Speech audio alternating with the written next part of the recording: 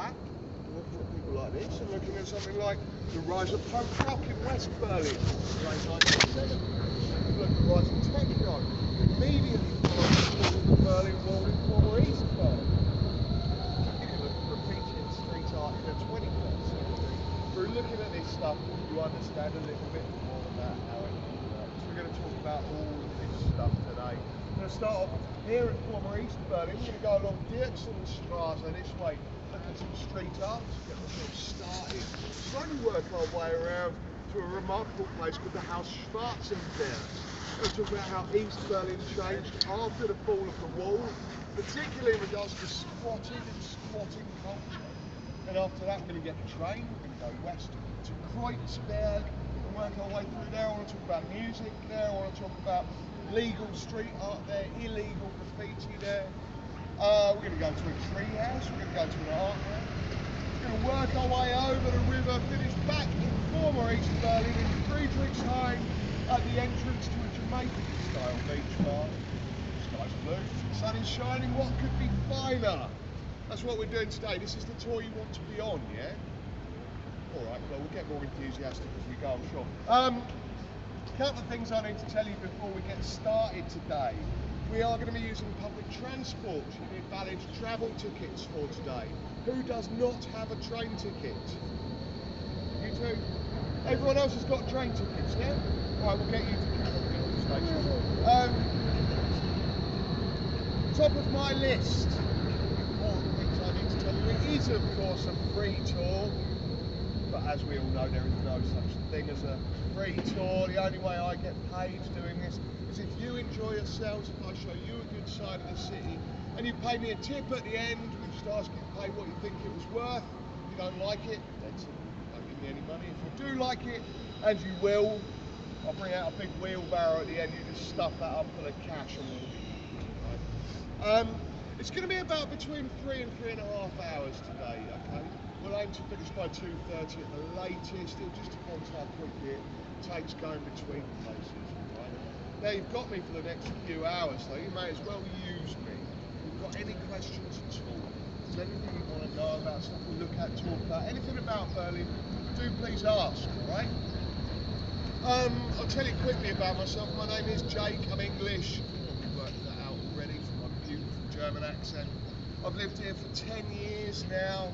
I'm a writer, I'm a musician, basically exactly the same as everybody else in Berlin. I'm well on my way to becoming a failed artist. If anyone's qualified on this tour, it's probably me.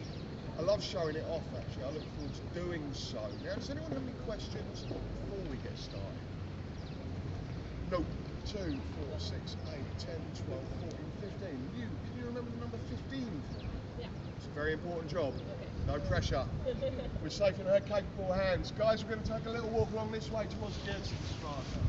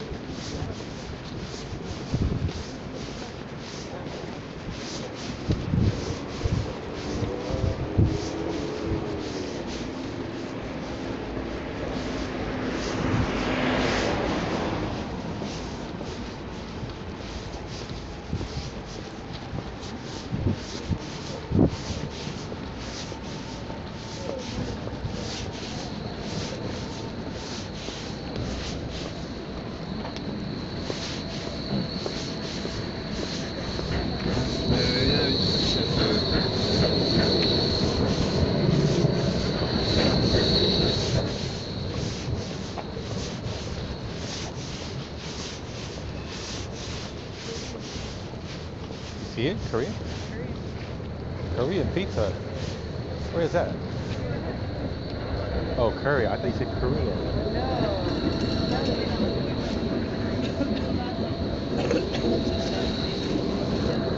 Look at that store over there. XXL to XXXXXXXL. Yeah.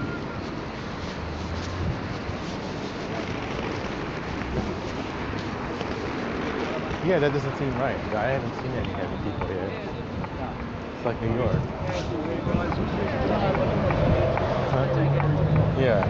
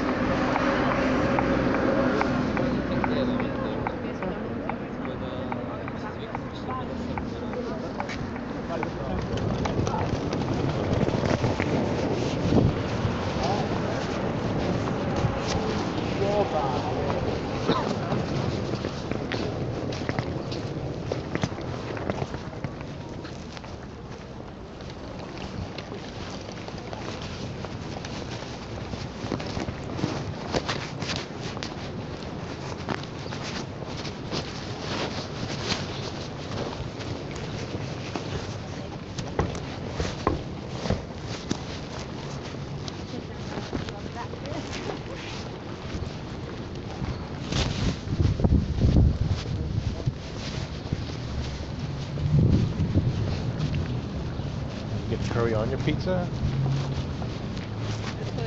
They have burgers. Curry burger. They have curry pizzas. That's what I wanted. The burgers are made with curry, but the pizzas are not.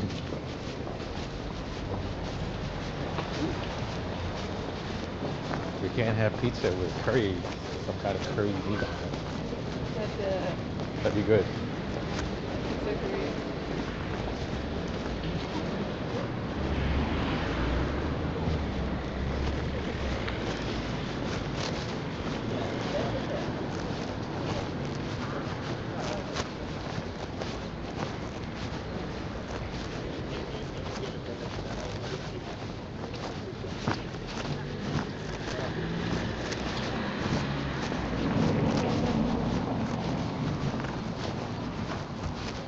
Time's up. That's what's in there.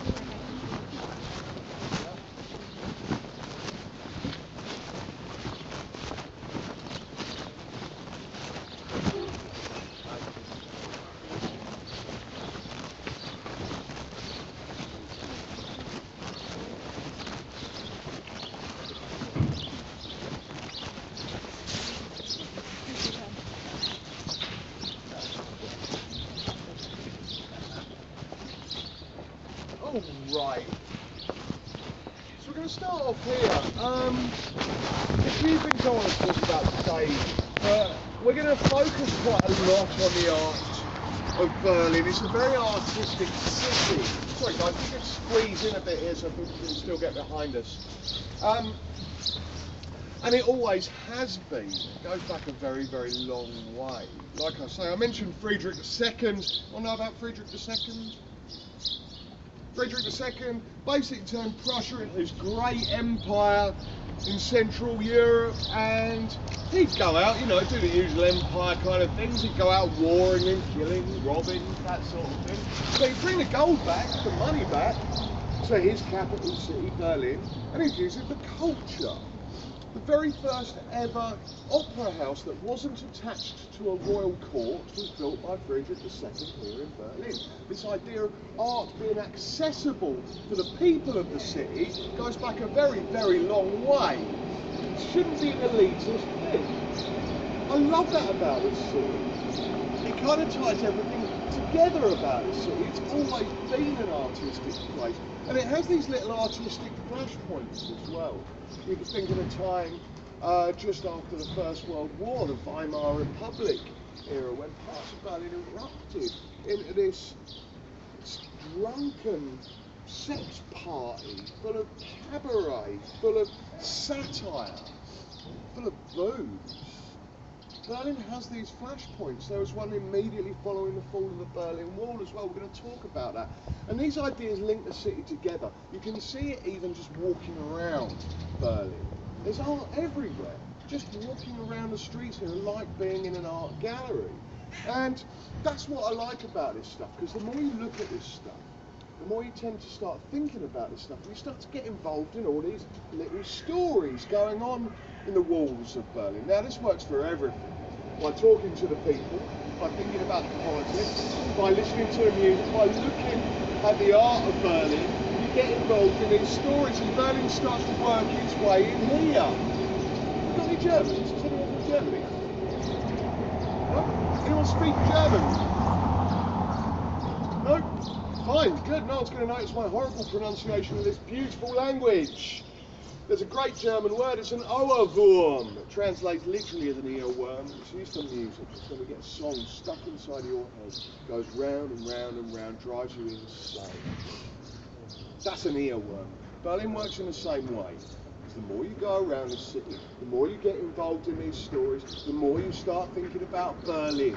And Berlin starts to go round in here. You will wake up in 6 months' time somewhere else in the world. You will be thinking about Berlin. You will all come back. That's what this place does here. Therefore, I think the art is the perfect place to start. Does anyone know much about this stuff? Street art, graffiti? Like, stop asking questions.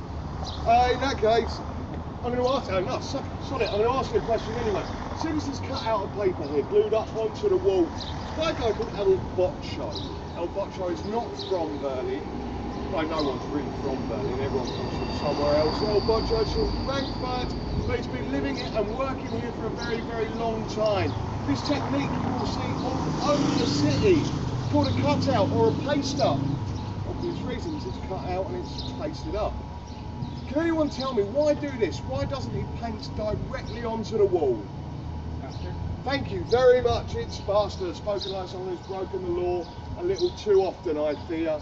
It is, of course, illegal to paint on the walls of Berlin, even though every single wall in the entire city is covered with paint. It is illegal to do so.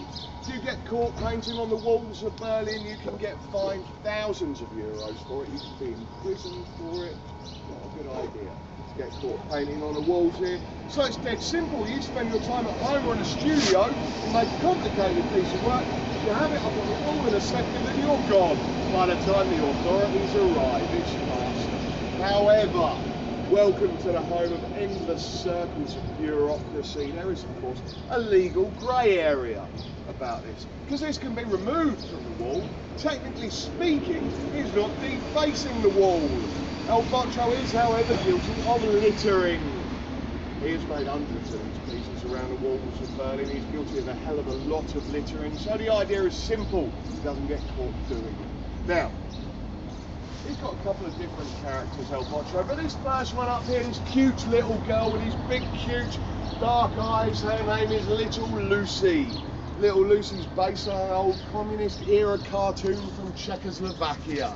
Now, I don't know much about the communist-era cartoons of Czechoslovakia, but I have seen a couple of the originals of these, and I know one thing. They were really, really painfully boring. Nothing happened. In these original cartoons, this cute little girl, Lucy, her and her best friend, this cute little cat, they would skip through the fields of the workers' paradise. They'd all learn a very important lesson about getting on with each other and working hard, and they would go home happy. Nothing happened. They have a very dark sense of humour here in Berlin. El Boccio has put a real Berlin twist onto the Little Lucy tale. You can see here, it says at the side, Katzen Eintopf. Well, Katzen is obviously cat.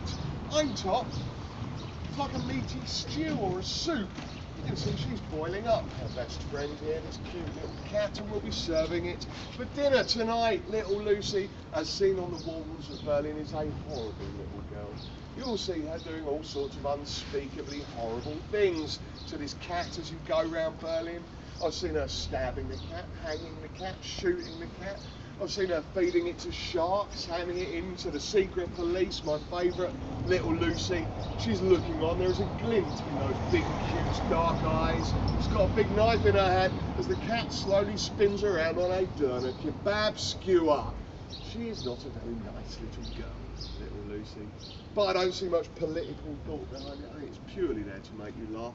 And if that's not a good enough reason for art on the streets, I don't know what is. So that's El Boccio. We're going to see loads more of his stuff as we go around today, okay? But even just walking along here, you're going to see hundreds and hundreds of these pieces. I'm not going to stop and talk about every single one. But do keep your eyes open.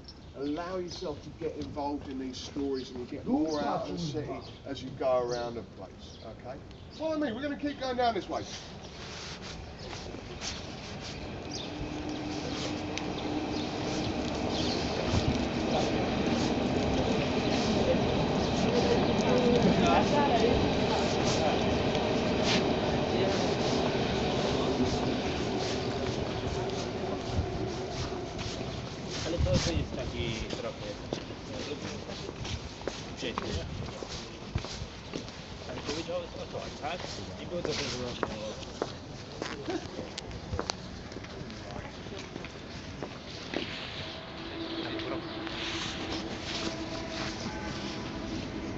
So I talk about the ideas of Berlin as represented by the art of Berlin. Sometimes it's pretty obvious what this stuff is referring to. Sorry guys, I just need to come in just a little so there's space. You can see these pieces above me here, they're all like sober. Himself, he makes pictures of the people in the dance groups, he makes stencils out of photos and pastes that out and stencils. He glues them to the walls of the city and then put glue all over the wall, throw this glitter and confetti all over the place. So much got this special tape made up, a bit like police tape really. You see a big remaining on the corner here. It's time to dance, it's time to dance. For it is always time to dance somewhere in Berlin. This is Berlin at its most basic, the party capital. I don't think you need to read too much into this stuff. It's pretty obvious what it's referring to. Sometimes though, it's not quite so obvious. You'll get something like this.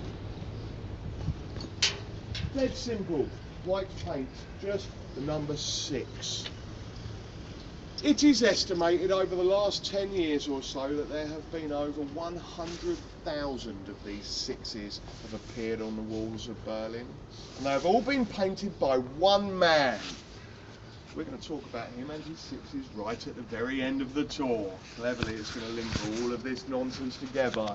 Just you wait and see. But keep an eye out for them as you go around. Okay? Now, Berlin is a city of surprises when it comes to the art. There's always something new will jump out at you. It is like being in an art gallery as well. This is the extent to which the streets of Berlin are like being in an art gallery. This is beautiful. This sculpture is by a Danish guy who's been living here a long time. His name is Taine, but this is an illegal piece of art. It would be very easy for the authorities to catch Taine, to track him down. They could fine him for this, what is littering on a biblical scale.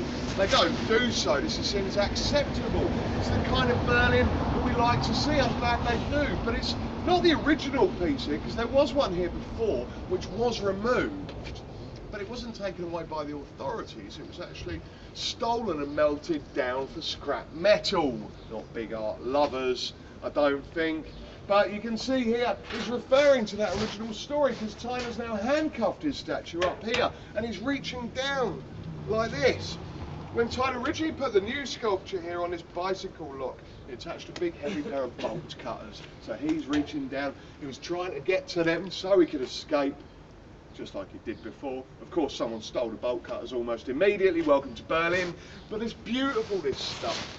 He then came back a couple of months ago and he put the next sculpture along there. You're going to see the Native American wearing the I Love New York t-shirt. I think was a reference particularly to the protests going on at Standing Rock in the United States about the oil line going through there. It's an international city, it's a political city. This doesn't have to be just insular about Berlin. The whole world is here. I love this stuff. I'm going to keep going.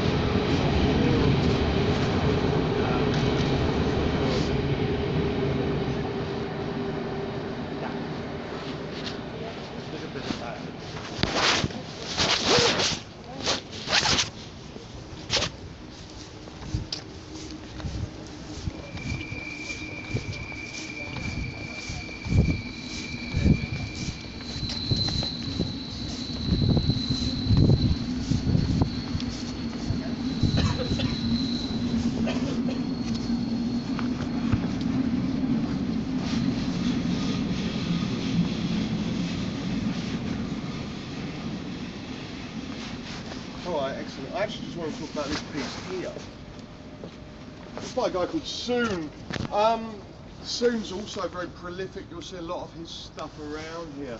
Now, there's a couple of things you'll notice about his pieces when you go around Berlin. The first thing you'll notice about them, though, is that this is done on the cheapest, crappiest paper available. You buy a couple of 100 sheets of this stuff for €2 in any newsagents, in any post office. Soon is not a big spender.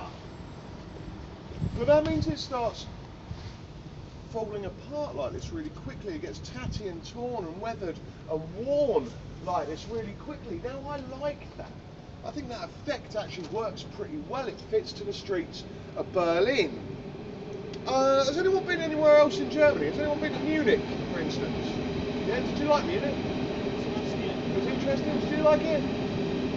Yeah, that's the right answer.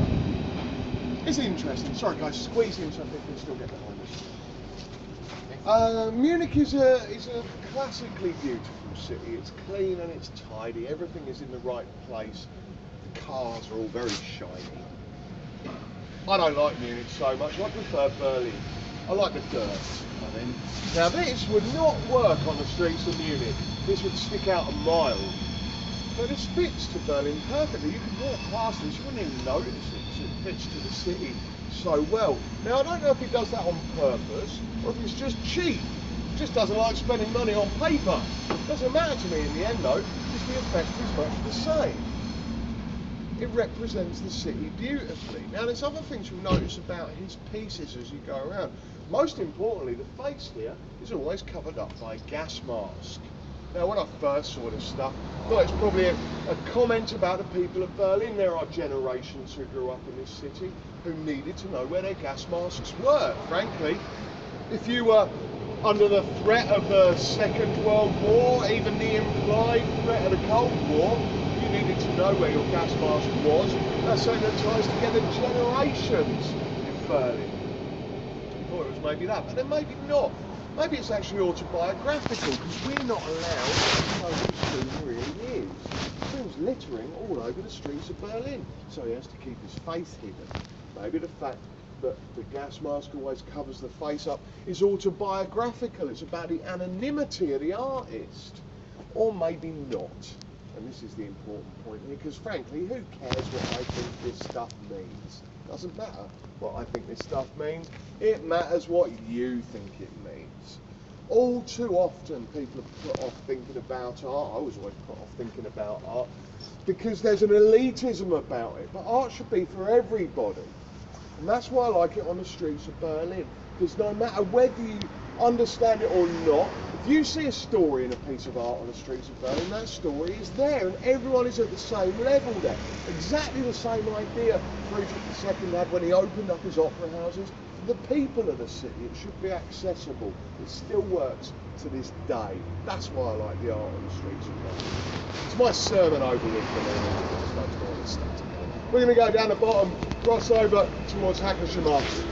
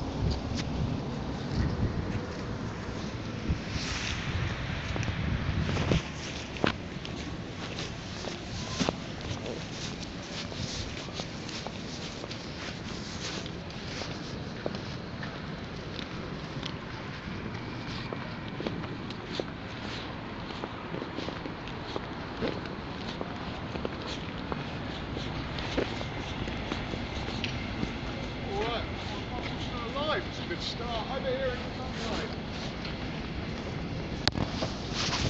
Do you mind if I stop? I've got notes for Just so I remember. Oh, okay. Grading. Sorry? Grading. Yeah, I know. I'm feeling under real pressure now.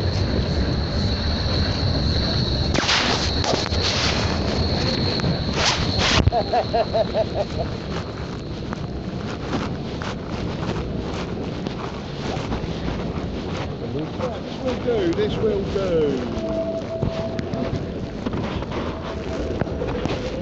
Okay, so this is your walking tour of Berlin. So you'd be forgiven for asking yourselves why the hell has he brought us here? For starters, it's not a very alternative part of the world. You know?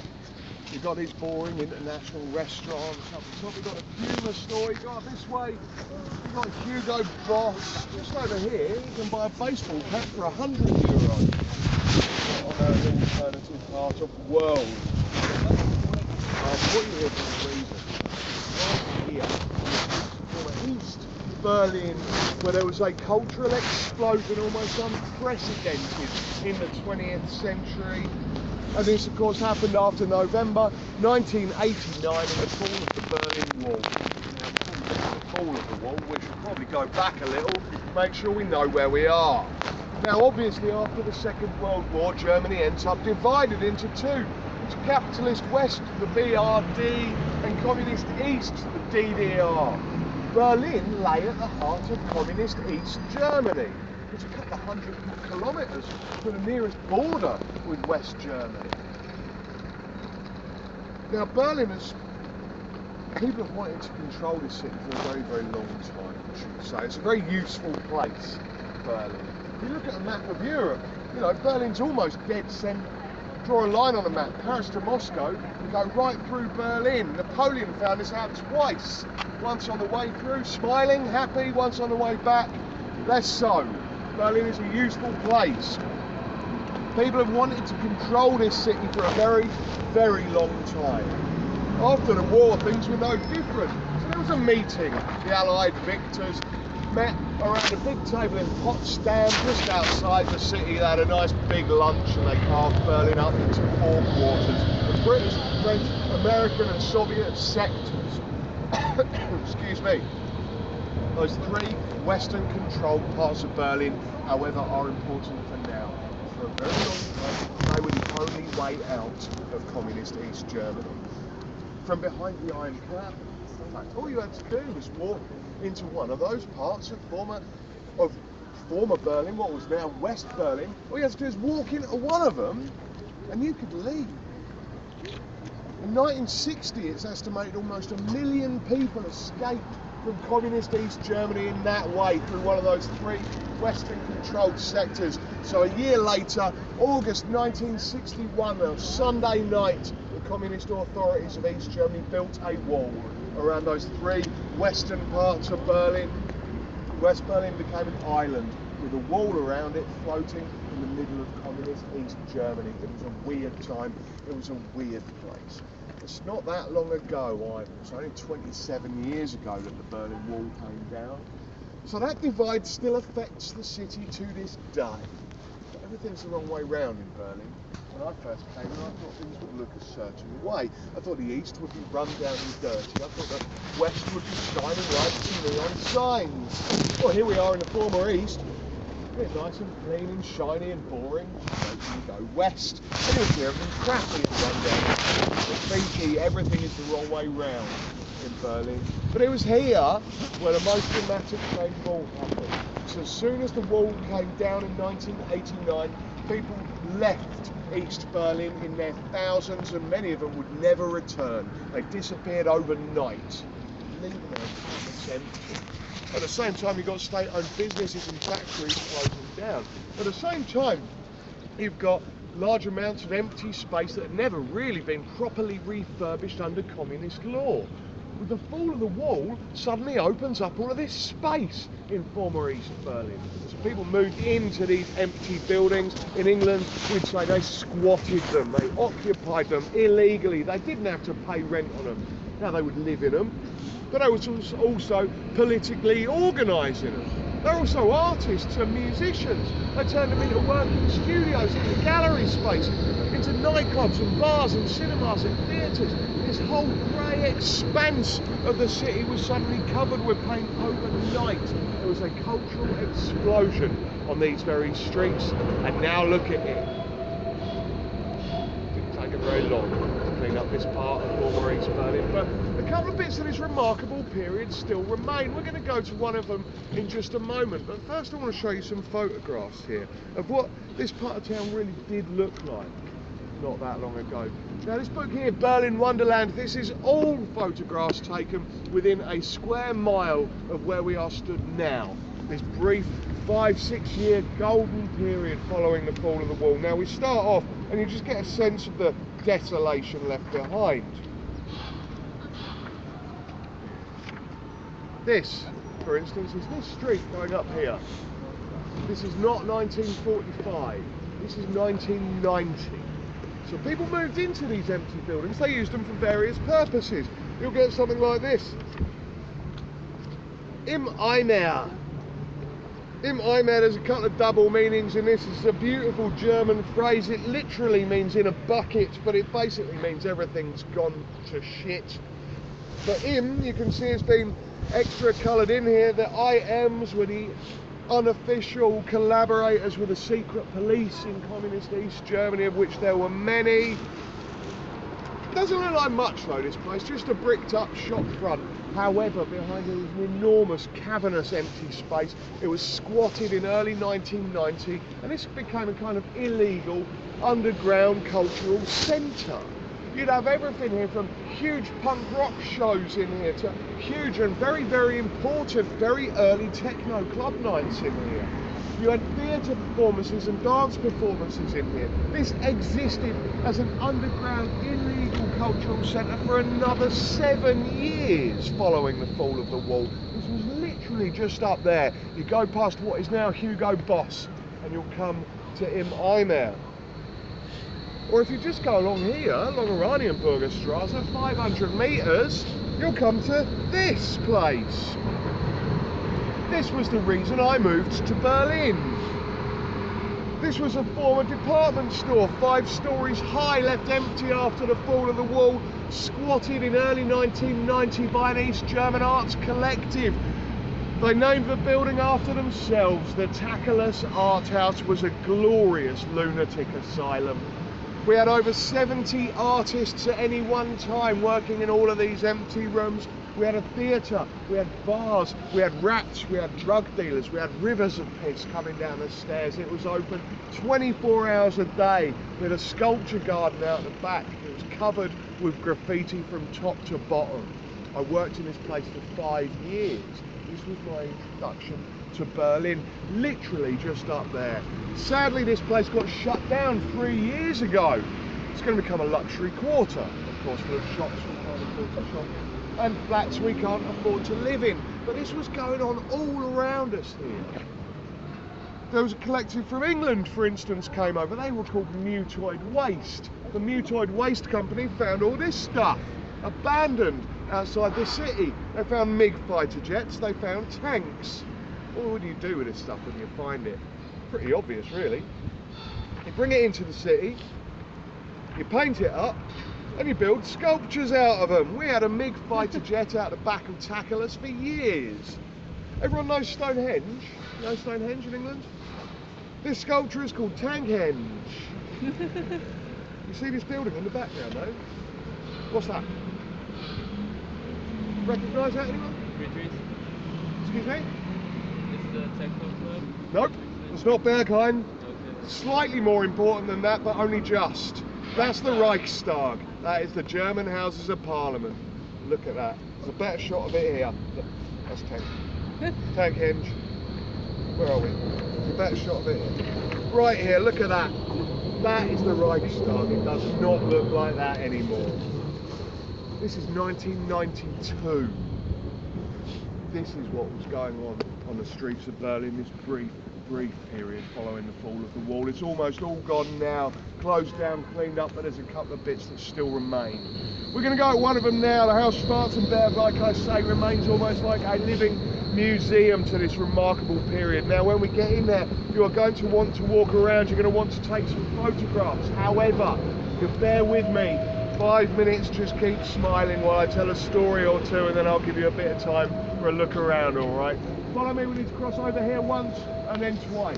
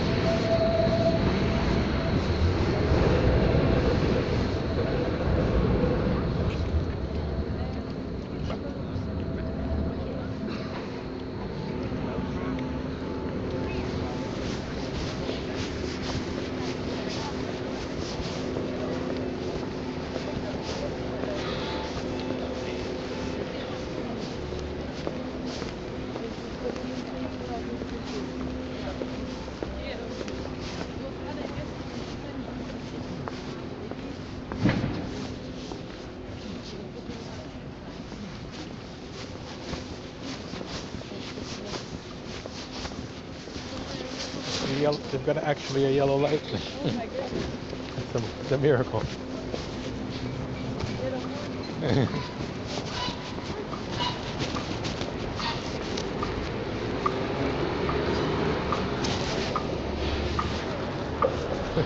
There's the D.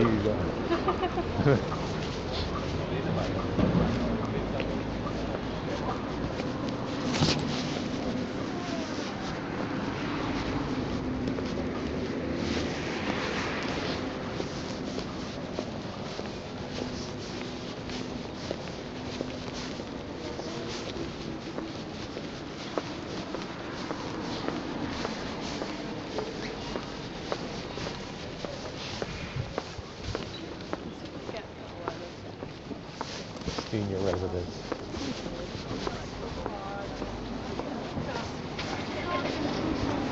That's real gentrification.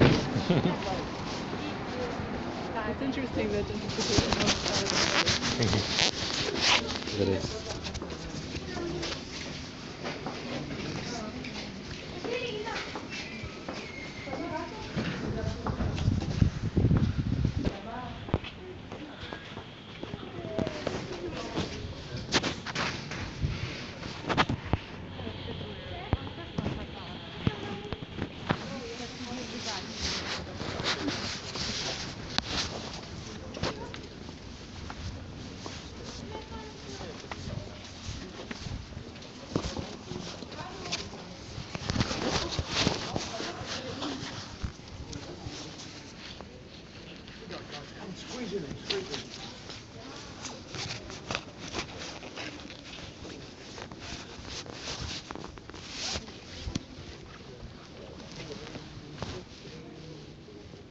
Right, so this is the Haus Schwarzenberg. Like I said, it remains almost like a living museum.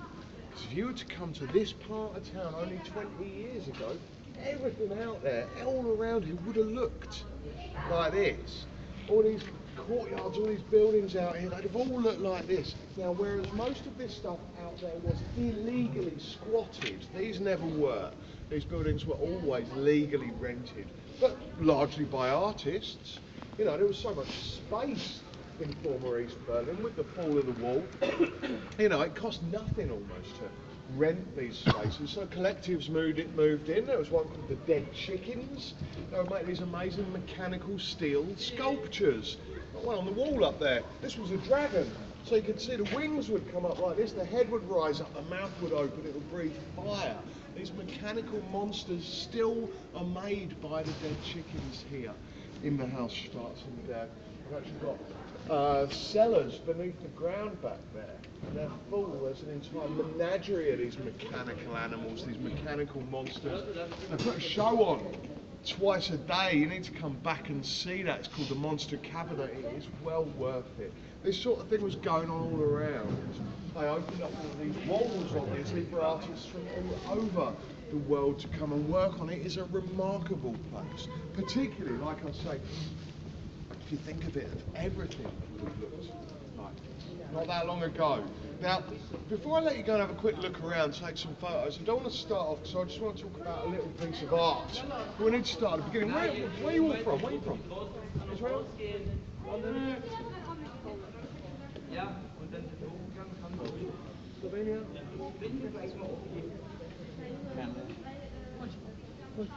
New York. Bavaria. And? Bavaria. Oh, we have got a German. Ah. I asked already, you said no. My English is not so good. Aber sprichst du Deutsch? Yes. Good, I need a translator when we go. Okay. We're going to pick on this guy. Sorry, where are you from at the back there? Me? Yeah. New York. Okay, as well. So I'm going to pick on you. Don't say London, rule number one. You got away with it. I'm actually from New Zealand. It's too late now. I'm going to pick on you because I need London. Someone else said London. You said London as well. It's too late. Give me a second. When I first came to Berlin, I was walking around the streets here and I was thinking, there's something missing. There's something that you see everywhere in London that you do not see here in Berlin. Something you see on every single street corner in London that you don't see here in Berlin. You are now going to tell me what it is. Street signs? No, miles off, but thank you very much. You're from London, what?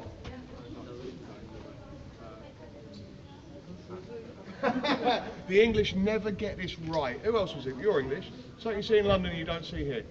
Double-decker. Double-deckers is the correct answer. It's not the answer I want, but it is right. No, I'll tell you what I want. I want CCTV, that's the correct answer, security cameras. And then all the English go, of course.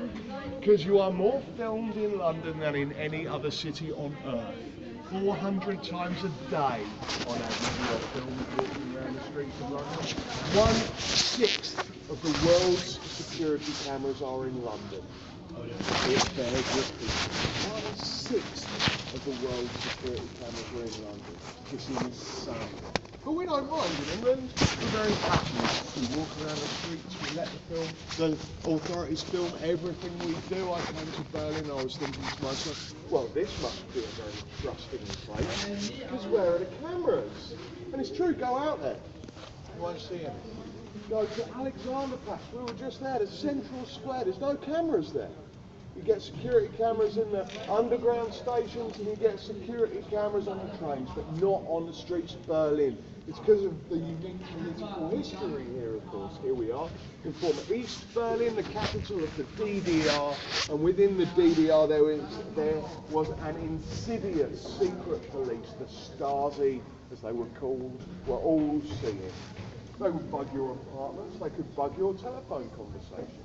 It's estimated by 1990 that 1 in 8 people in the DDR was an informant for the secret police in one way or another. It is for exactly this reason that whenever the argument comes up, should we have more cameras on the streets here, the people of Berlin will still always say no. So remember what it was like only a generation ago when the state recorded everything about their everyday lives and used that information against them.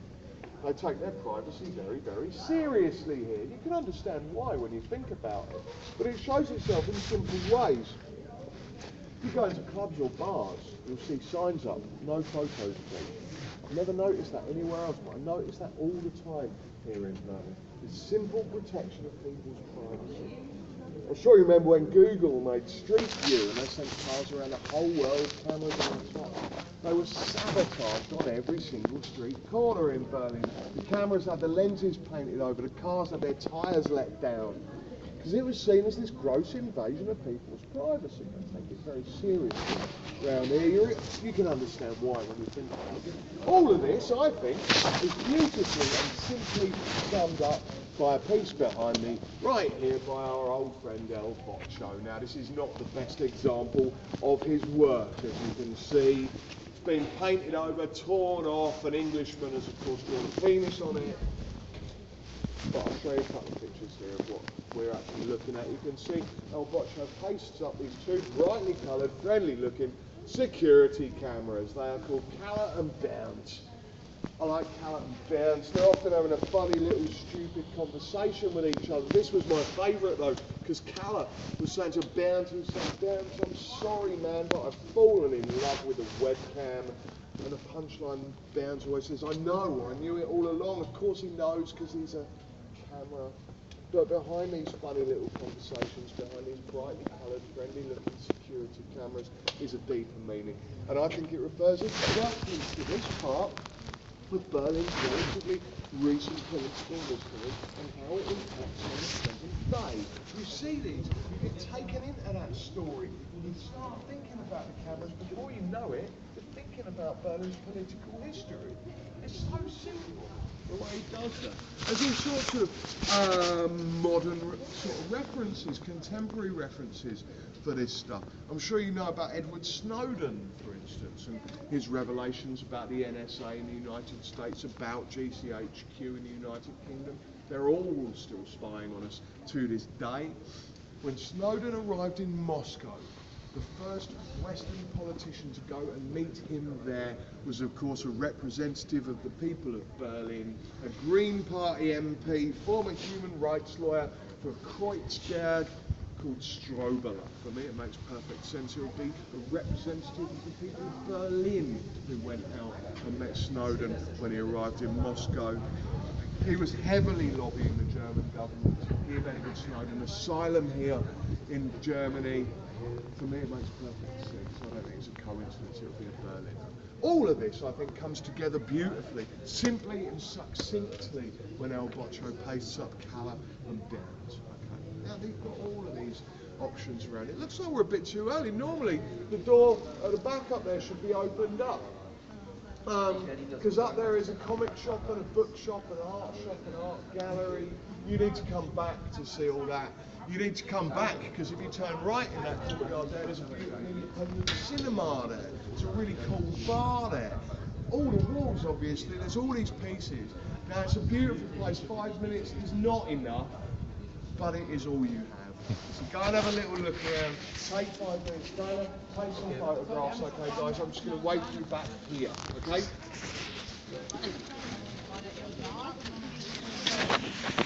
Sorry. Berlin? Schwarzenberg is mountain. Yeah, so it's the Black Mountain.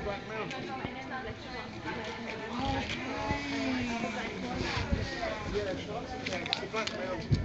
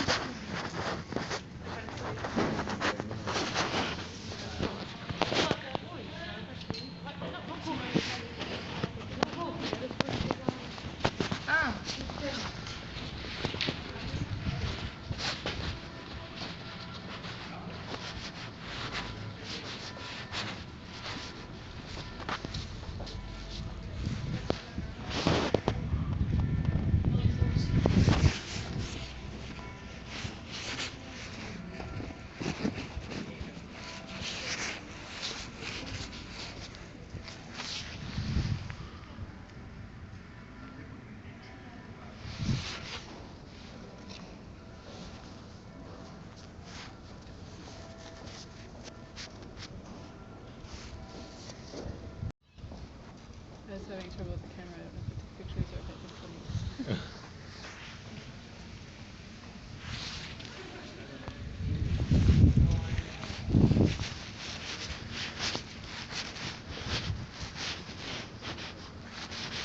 Little Lucy sitting around. Got what I had to see. This one, that's my favourite. Turn the cat into a swing.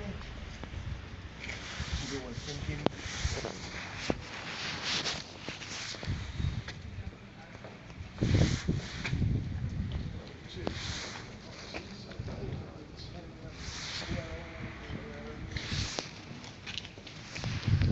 Well, 15? 50, thank you. You're doing an excellent job.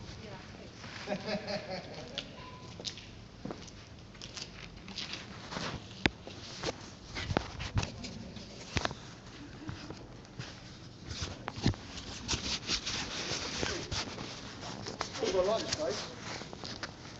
Pretty good, isn't it? What we're going to do next, guys, we're going to go out and take a left. Cross over, we're going to go and get on the train. We're going to go to Kreuzberg. Okay. Who was it didn't have train tickets? You guys, okay. We'll get your tickets when we get to the. Dead simple, dead simple. I just try not to have people arrested. It's a bit too alternative.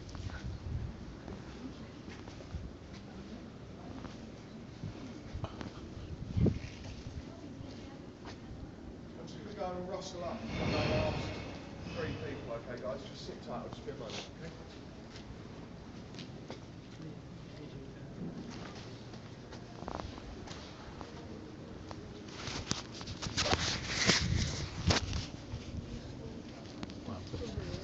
I know this place is really cool. We never would have found this place. We would have just walked right by it.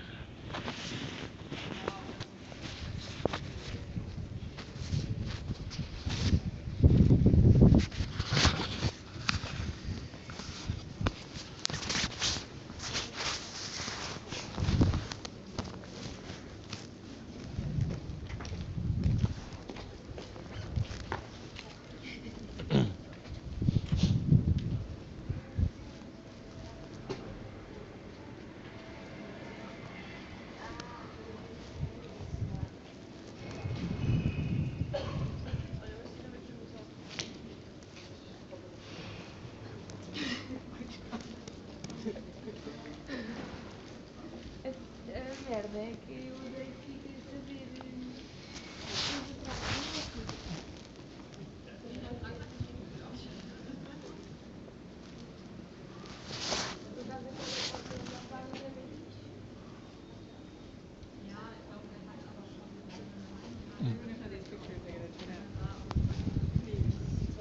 Can you see? Have you been previewing them? I see them for a split second after I take them. No, I don't actually. I'm just taking them. I should go through them. I'm doing the when I same. get back. I'm doing the same thing. I like that. 6, 7, 8, 9, 10, 11, 12, 13, 14. Almost. 8, 9, 10, 12, 13, 14, 15. Happy days. Okay, guys, we're going to go out this way. We're going to take a left, go and hop on a train. Everyone else has got train tickets, yeah? All right, great. Let's go.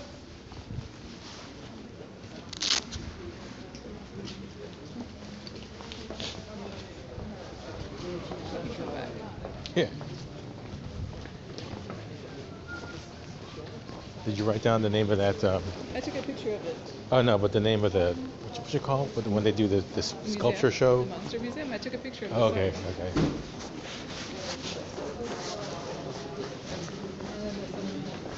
Yeah, yeah. As long as you have it written down, then we can come back. Yeah. 11, let's just make sure we all stay together. 12, 13, 14, 15.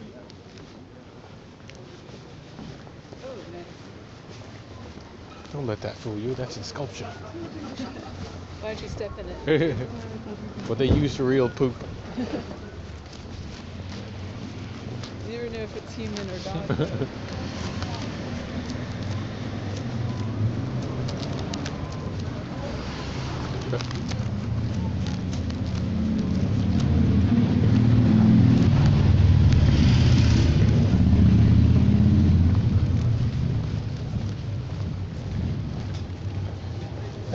thin, doesn't it? It's narrow. Narrow.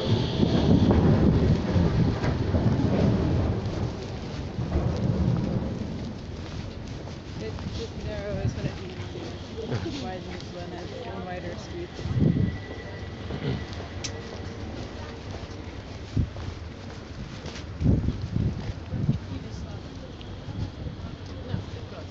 E non ci vado detto. No, eu, o que ele diz agora é que hoje isto que é como que acaba That parece man in tudo. the ring. Hoje em dia parece tudo aquilo. Vais What the hell do you need a microphone? A what? Air the ring. Air the ring. The Gephardt. What is this? I don't know. It's in the Mercedes-Benz Arena. Oh, I wonder if that's like a concert or something. I wonder what it's like for him to come through here and be like, I remember this place I with the know. Guns. Here's a guy who like, well, this place was a bunch of artists, and now look at it, gentrified It's right like in front of me. Williamsburg, except for Williamsburg was not like. It wasn't like this, yeah. But that happens every time. Wherever there's artists, they make it cool, and then everyone wants to move there, and it's cheap, so people build fancy stuff. Damn the developers. When the nice parts become run down.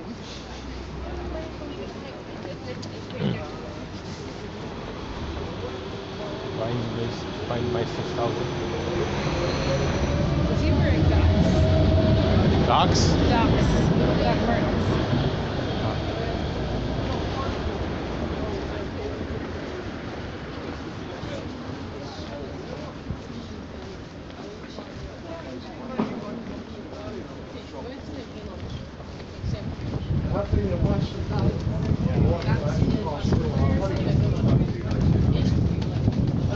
Uh-oh.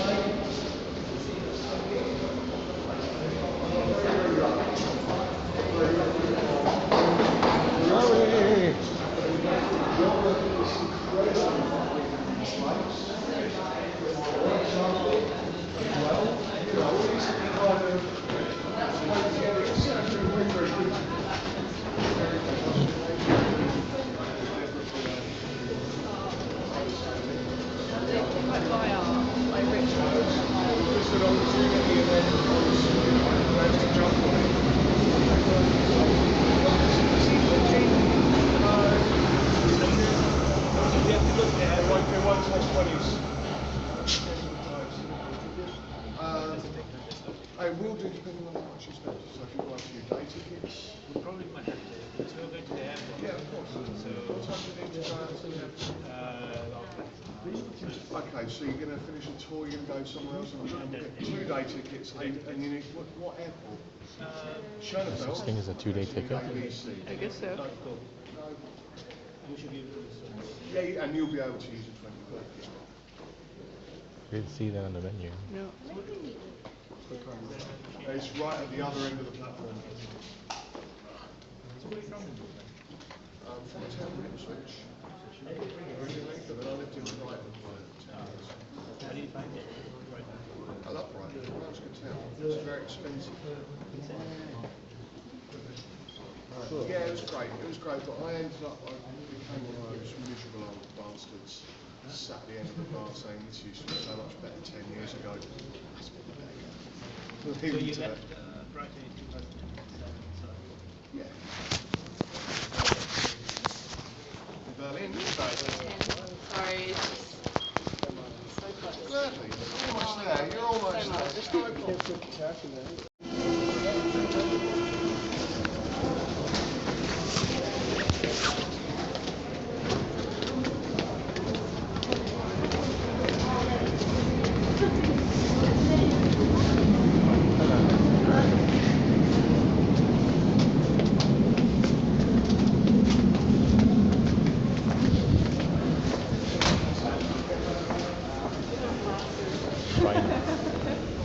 Ghetto Blaster.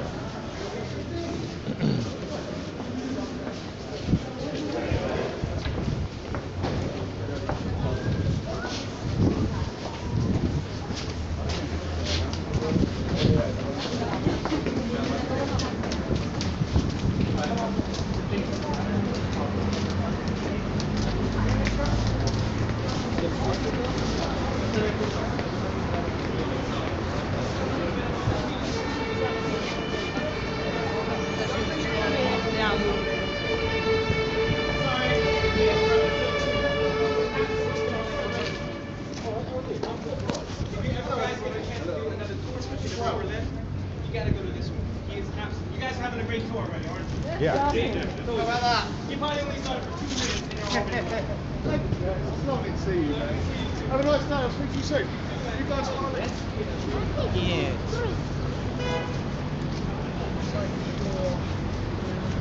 Look there. Okay. Good to get. Squeeze in a bit here, guys, because I don't think it's pretty loud around here. I don't want to have to shout too much. So we've just come off here with a tour known as Coffee to the locals. This is the heart, this is certainly part of Kreuzberg. This is the SO36, SO36. SO36 is actually our postal code for this district. Südost, Southeast 36. No one else uses their old postal codes around here anymore. But nowhere else, it's quite like SO36. This is an amazing part of the city. This is what I think of when I think of Berlin. Because everything comes together here. This is this mess of people from all over the world and culture. This is politics and history and art and music, and they all come together in this big city. I love this part. Now, to understand it, we actually need to go back a little bit. During the Second World War, Kreuzberg was flattened, utterly demolished by the bombing raids, of course. It was left dark, it was left lonely, and it was left desperately poor. Nobody wanted to live in Kreuzberg for a very, very long time following the war. But following the war, there was a migration. Hundreds of thousands of foreign workers came to West Germany to rebuild, to work in the factories. There were Greeks, there were Italians, but also they were largely Turkish. Now, the Turkish migrant population to West Berlin were often not terribly well treated. So therefore, it's the Turkish migrant population to West Berlin who made their homes here, in poor, run-down and unloved Kreuzberg. And there's still a very strong Turkish population here, strong Turkish atmosphere here. It's a third Turkish speaking still to this day. You'll see Turkish shops and restaurants and businesses on every southeast facing wall. Look on the corner here. You see all the satellite dishes. You only need satellite dishes to pick up foreign language TV if they're facing that way. There's satellites. Now that makes it pretty interesting already. But they were joined by another migrant population. This time, however, from within Germany itself. People did not want to live in West Berlin during the Cold War. Many people, they did not want to live here. Think about West Berlin. It was this island with a wall around it, surrounded by communist East Germany. No one knew what was going to happen politically here. You can look at the Russian invasions of Czechoslovakia, the Russian invasion of Hungary. No one knew if that would happen in West Berlin. I was talking to a friend of mine actually not so long ago, and she was telling me about the sense of fear here when John F. Kennedy was shot. Because obviously he'd given his famous speech here a couple of years previously. Ich bin ein Berliner, he said. But he was seen as a real protector of West Berlin, and as soon as he died, they didn't know who was going to succeed him if they could still look after West Berlin. So many people, they didn't want to live in West Berlin. But it was so important to the Western governments of Europe, they had to keep West Berlin alive. They had to bring people in. Well, how'd you get them? Had a couple of ways, one of which they would pay you. If you lived and worked in West Berlin during the Cold War, you the West German state could pay you up to 8% on top of your wages just for living and working in this island city, just to bring people in. There was other ways. There was one better way, particularly. Until only a few years ago, every male in Germany would have had to do a year of military service. Now, when Berlin was divided up at the end of the war, officially it was declared to be a demilitarized zone. It didn't mean very much, let's be honest here. There was more troops in West Berlin than almost anywhere else on earth. But they kept one important part of demilitarization. It's very simple. It meant if you lived in West Berlin, you did not have to do your military service. It attracted young people by the thousand from across West Germany. But it also attracted a certain kind of young people from across West Germany. So it's anarchists and hippies and artists and musicians and squatters. Everyone who didn't want to go into the army, they all came to West Berlin. This is a new migrant population who made their homes here in poor and run-down and unloved Kreuzberg. They brought a lot with them, these migrant populations. They brought art and politics. We're going to talk about all of that stuff as we go around. I'd actually like to start off here talking a little bit about music. Now, as representative, you see these green framed windows going around there. Behind these couple of hidden little clubs and bars, weird little places you probably wouldn't know they were there. But you follow them along a little bit. You come to a darkened stairway there. You go up that, you come onto a darkened corridor. You go along that, you come to a darkened dodgy doorway. You don't see that.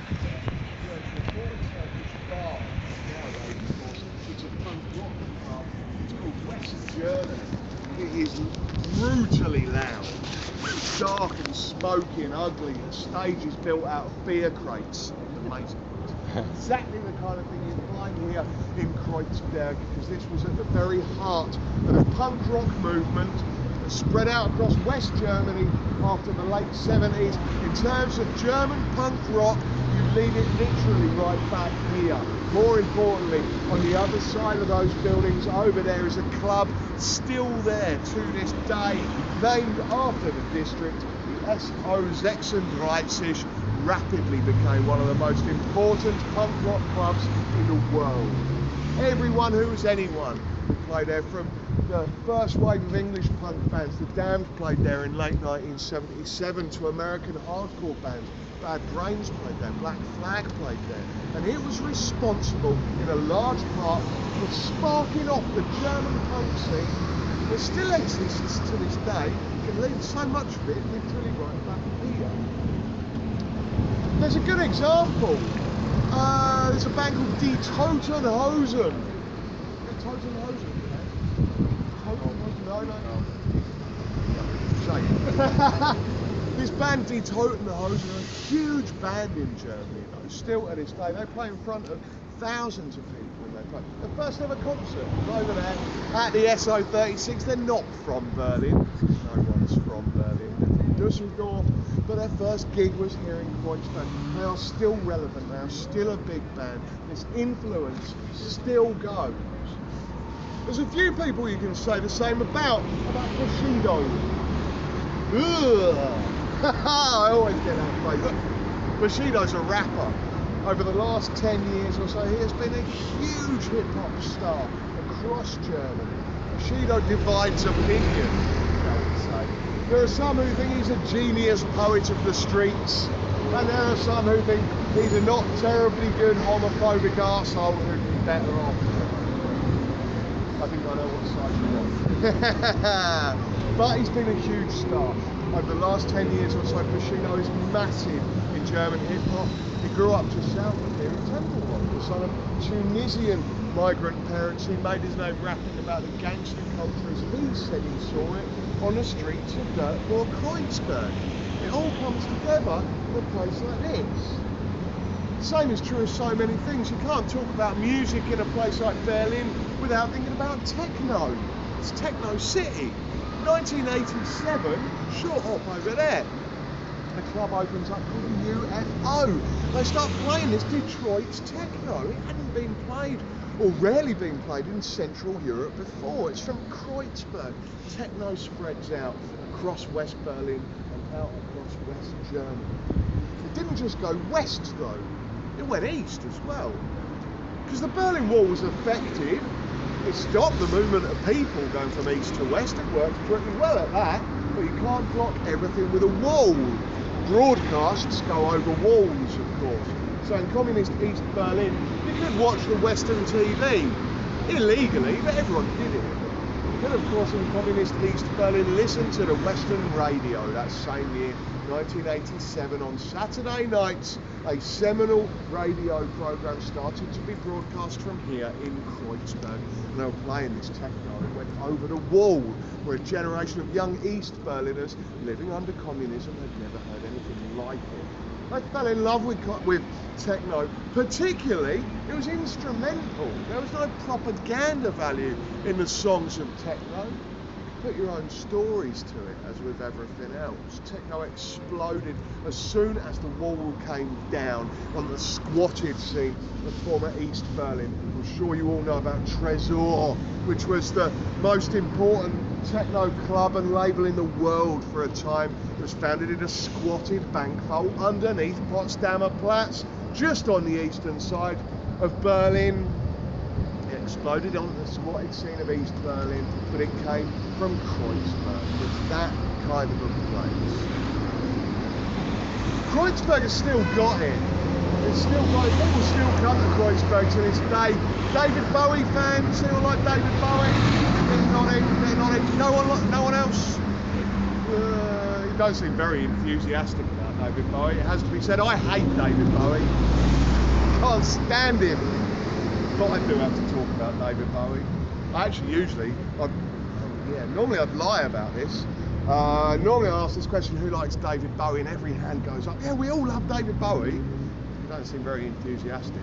So I'll tell the truth, I hate David Bowie. And normally, when I say I love David Bowie, I tend to get paid better money at the end of the tour. It is a tip-based tour after all.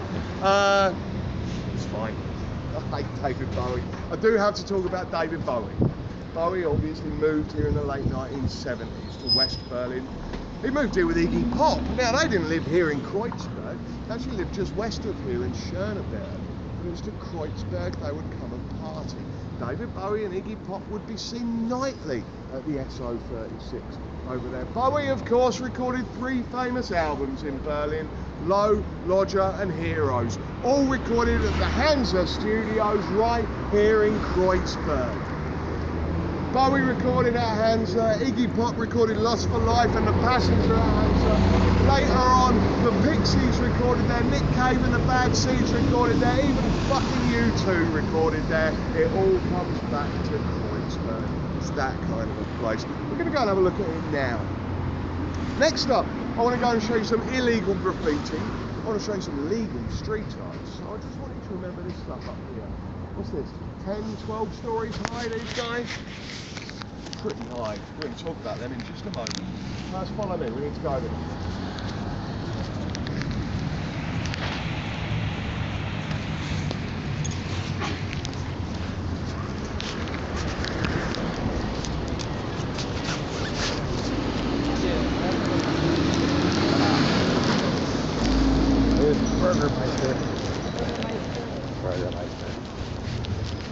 And then internet. Okay.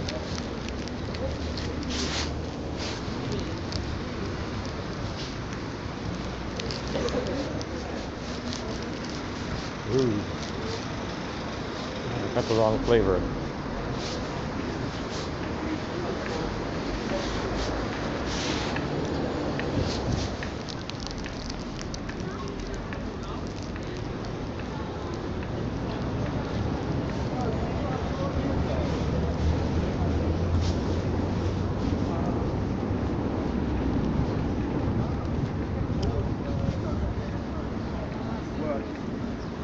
Recording studio, really.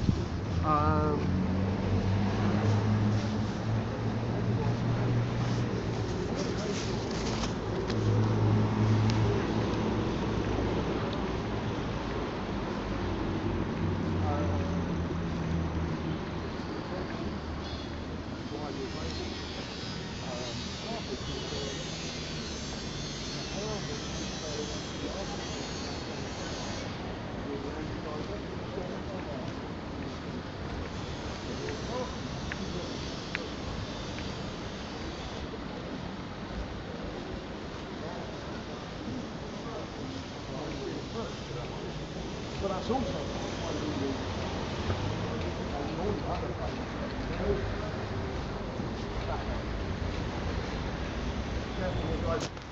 There. Oh, I was like looking up.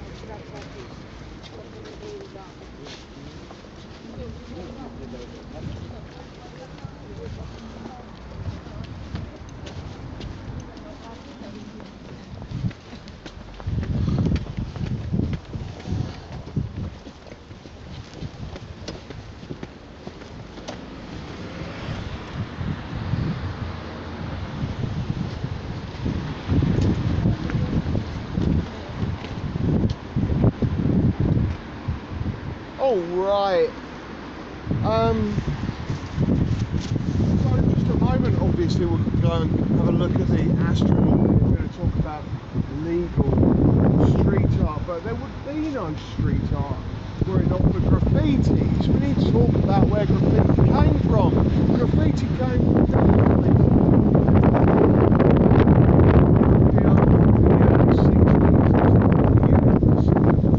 alone and ignored in a town that didn't care about them, that would never know their names. These young guys started writing their names across the rooftops, empowerment almost, of saying, I'm a man, I exist and I am here. Now, even though people who write graffiti to this day may come from different backgrounds, that central idea still remains the same. That is to have as many people as possible see your name or see your work, so you can respect that your peers and the whole circle goes on.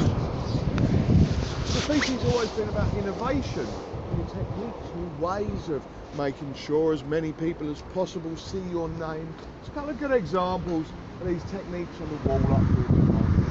See at the top there it says Poet. Poet is a Berlin-born graffiti writer. He's written his name up here. We call this a heaven spot. It's called a heaven spot for a couple of reasons. First one's obvious, it's way up high. But it's called a heaven spot for another reason, because after this guy has broken in to this building, he goes up to the roof, he breaks onto the roof, he then hangs over the edge of the roof with a long roller and writes his name upside down, dangling off the edge. It is really, really dangerous, and there's a good chance he could end up in graffiti writer heaven doing so. People die doing this, that's why they call it a heaven spot. But it's effective, because everyone who walks past it, everyone who gets the train past it, they all see the name Poet. It is worth the risk. Now, beneath Poet on the left there, see in purple it says Just. Anyone tell me, how do you think Just has written his name up here? Obviously it's too big for a spray can. Nope. We're not feeling very innovative today. Just has written his name up here with a fire extinguisher. Very simple. You get a normal fire extinguisher, you empty it out, refill it full of paint, repressurise it, you can spray your name in huge dirty bright letters on a wall from ground level. Really clever, really innovative, really, really difficult to do. All over Berlin, you see these big messes of paint on the walls. They people try to write their names with fire extinguishers. They are usually not terribly successful, but Just is one of our most technically able writers. That's why I use this one as an example, not one of the hundreds of crappy ones dotted all over the place. Now, this text that comes down beneath poet, red and blue and black there. This is written by Crew, a gang of graffiti writers. Remember, we saw almost exactly the same thing just back there at Cotty. They're called Uber Fresh. Uber Fresh are amazing. They'll break into these buildings dead of night up to the roof.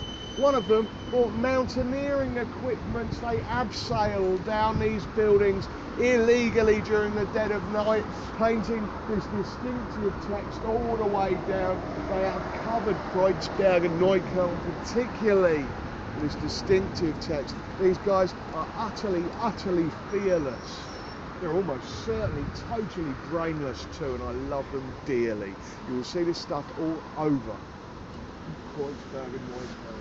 Now there's a film about Uber Fresh, which you need to watch. It is on YouTube. You can even just watch clips from it on YouTube. It's called Berlin Kids. Kids is spelled with a Z at the end. Watch it. It's all there on YouTube. They film everything they do. Utterly spectacular stuff. So that's all about this innovation. Hopefully you'll start to recognise this stuff now as you go around. You'll see Just's work, you'll see Poet's work, you'll see Uber Fresh all over the place. Hopefully you start to remember Sober or Soon, any of these people. There's one name though you will see more than almost any other here in Berlin, and that is One Up. One Up is not the trouble that happens with One United Power, and they are one of Berlin's most respected graffiti crews, trying to work something out. Now, Berlin is a very poor city actually. Berlin is hundreds of millions of euros in debt. There are schools here in Kreuzberg. They don't have money to give good enough lunches to the kids that go to them. There are schools here in Kreuzberg that are falling apart. You go out to former East Berlin, further out, you go to Marzahn, Hellersdorf, there's almost 20% unemployment. Berlin's actually a very poor city. You know, there's very little industry or manufacturing here in Berlin. There's still a huge financial divide between former East and former West Germany. It's a very poor city. What that means is that the authorities do not decide all the money or the resources to stop everybody painting on the walls. It is estimated there are 1,000 people a night illegally painting on the walls of Berlin. The authorities have lost that battle. Look at the walls. But the authorities know one thing. If you want your name to be seen by as many people as possible, where is the best place to write it? Side of a train. On the side of a train. But remember that, and have a look at the trains of Berlin. The trains of Berlin are clean. They are spotless. Excuse me? In Berlin, Yeah. you do get it. You will get it occasionally, absolutely, but it's really rare because as soon as it's done, they will take that out of service as quickly as possible. There's a sociological theory called the broken windows theory. Do you know this? And basically, if you get an old building, and it will be fine until one window is broken, and then very, very quickly afterwards, all of the windows will get broken. Malcolm Gladwell goes on about it. Exactly the same works in graffiti. My front door, my house was clean for years and years. One tag went on it, and then within a week or two, the whole thing was covered up. The same thing works with the trains, and they know it very, very well. So they look after their trains like jealous lovers. They are very protective of their trains here. It's very difficult to get to them at night. It's very, very difficult to get to them at night. And as soon as they get painted on, they'll get taken out of service. Now, One Up know all this. They know they have to come up with a way of writing on the trains. It's very simple, really. If your S-Bahn or your U-Bahn pulls into a station, you hold the doors open, the train can't go anywhere. One Up notice they'll have 5 guys on a platform in the shadows with scarves over their faces, hoods up. They'll have one guy on the train pulling as station, he'll hold the doors open. The rest of them will come out of the shadows and spray can in each hand, cover an entire carriage in 5 colours, one up, and within 2 minutes they will be gone. It is spectacular. It's called train bombing. They do this in the middle of the day. Just Google it. One up Berlin trains, they film everything they do, they put it all online. Utterly spectacular stuff. It's all about its innovation. New ways of making this stuff seen and noticed. That of course then led into what we now call street art. We're going to just go and have a look at the astronaut here now. But before we do, I just want you to remember what's over here. We've got this car showroom, and we've got these 1, 2, 3, 4 flags, these big flags blowing in the wind all around it.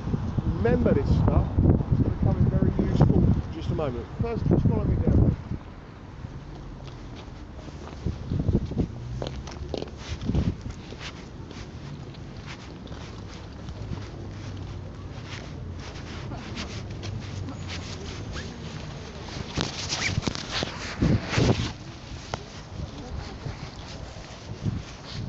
Right, so the people at Kreuzberg realised very early on that there was positive reasons to have art on the walls of where they live.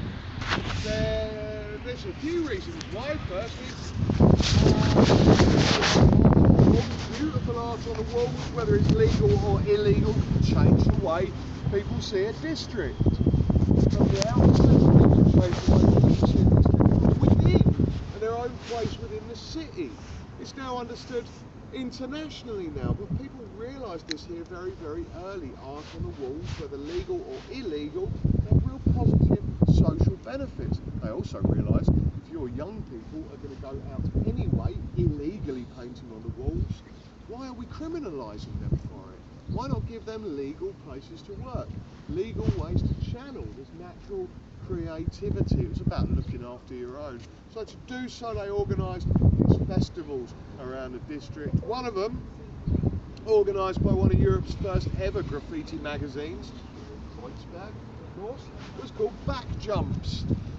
The Back Jumps Festival got loads of international as well as local artists to paint huge pieces on the walls legally of Kreuzberg particularly, and this was done for one of them.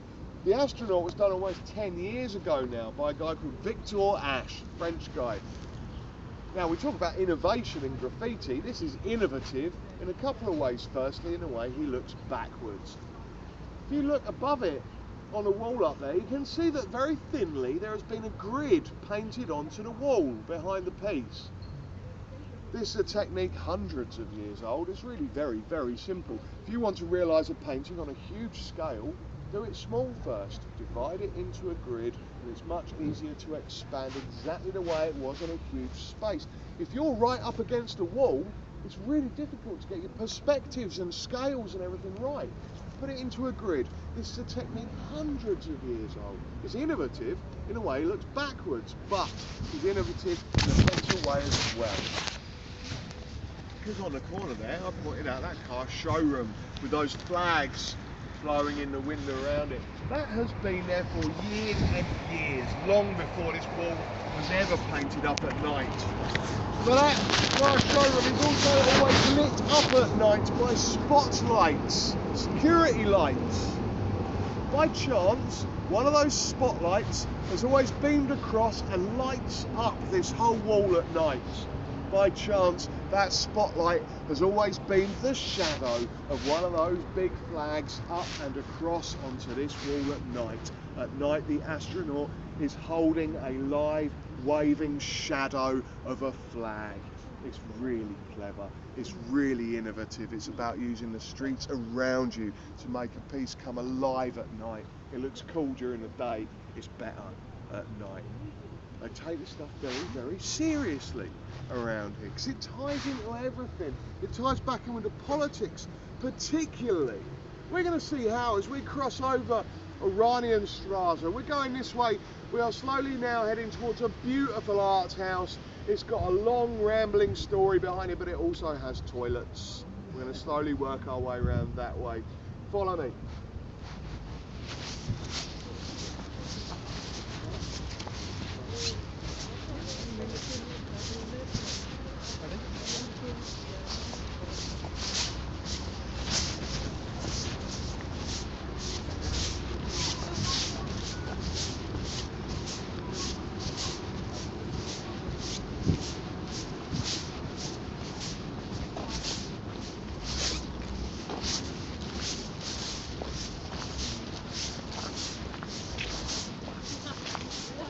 Sorry, you see this mess of paint here as well?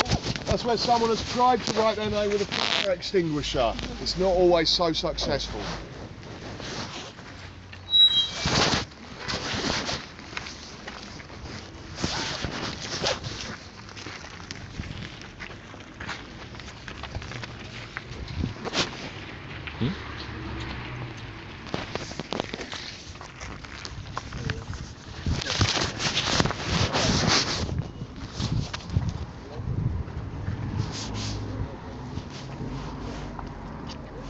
Oh wow.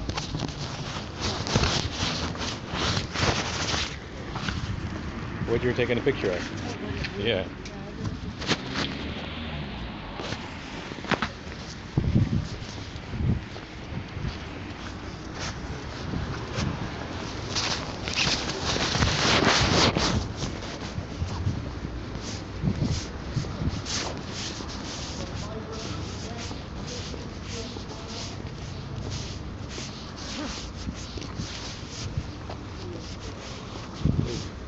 Yeah. Korean angry chicken. Oh, angry chicken? So it's so angry. Where? Oh yeah.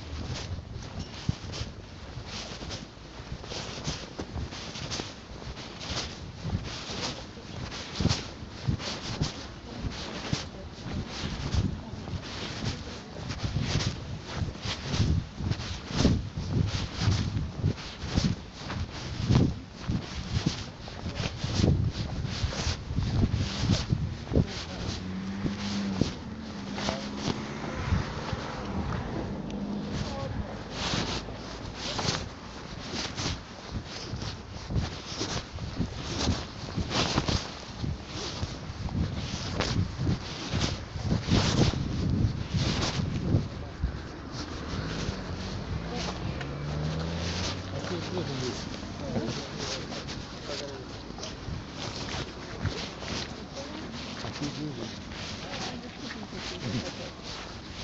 a time when I just walked off and I was like, I'm guessing they went around that corner. It's not here, the other one.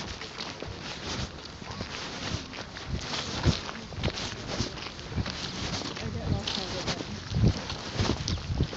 Oh yeah, I only have one phone on. So that's the very word. I didn't know mine. Is that completely like Well, all red? a few more in my bottle. So, let's see. Okay, good.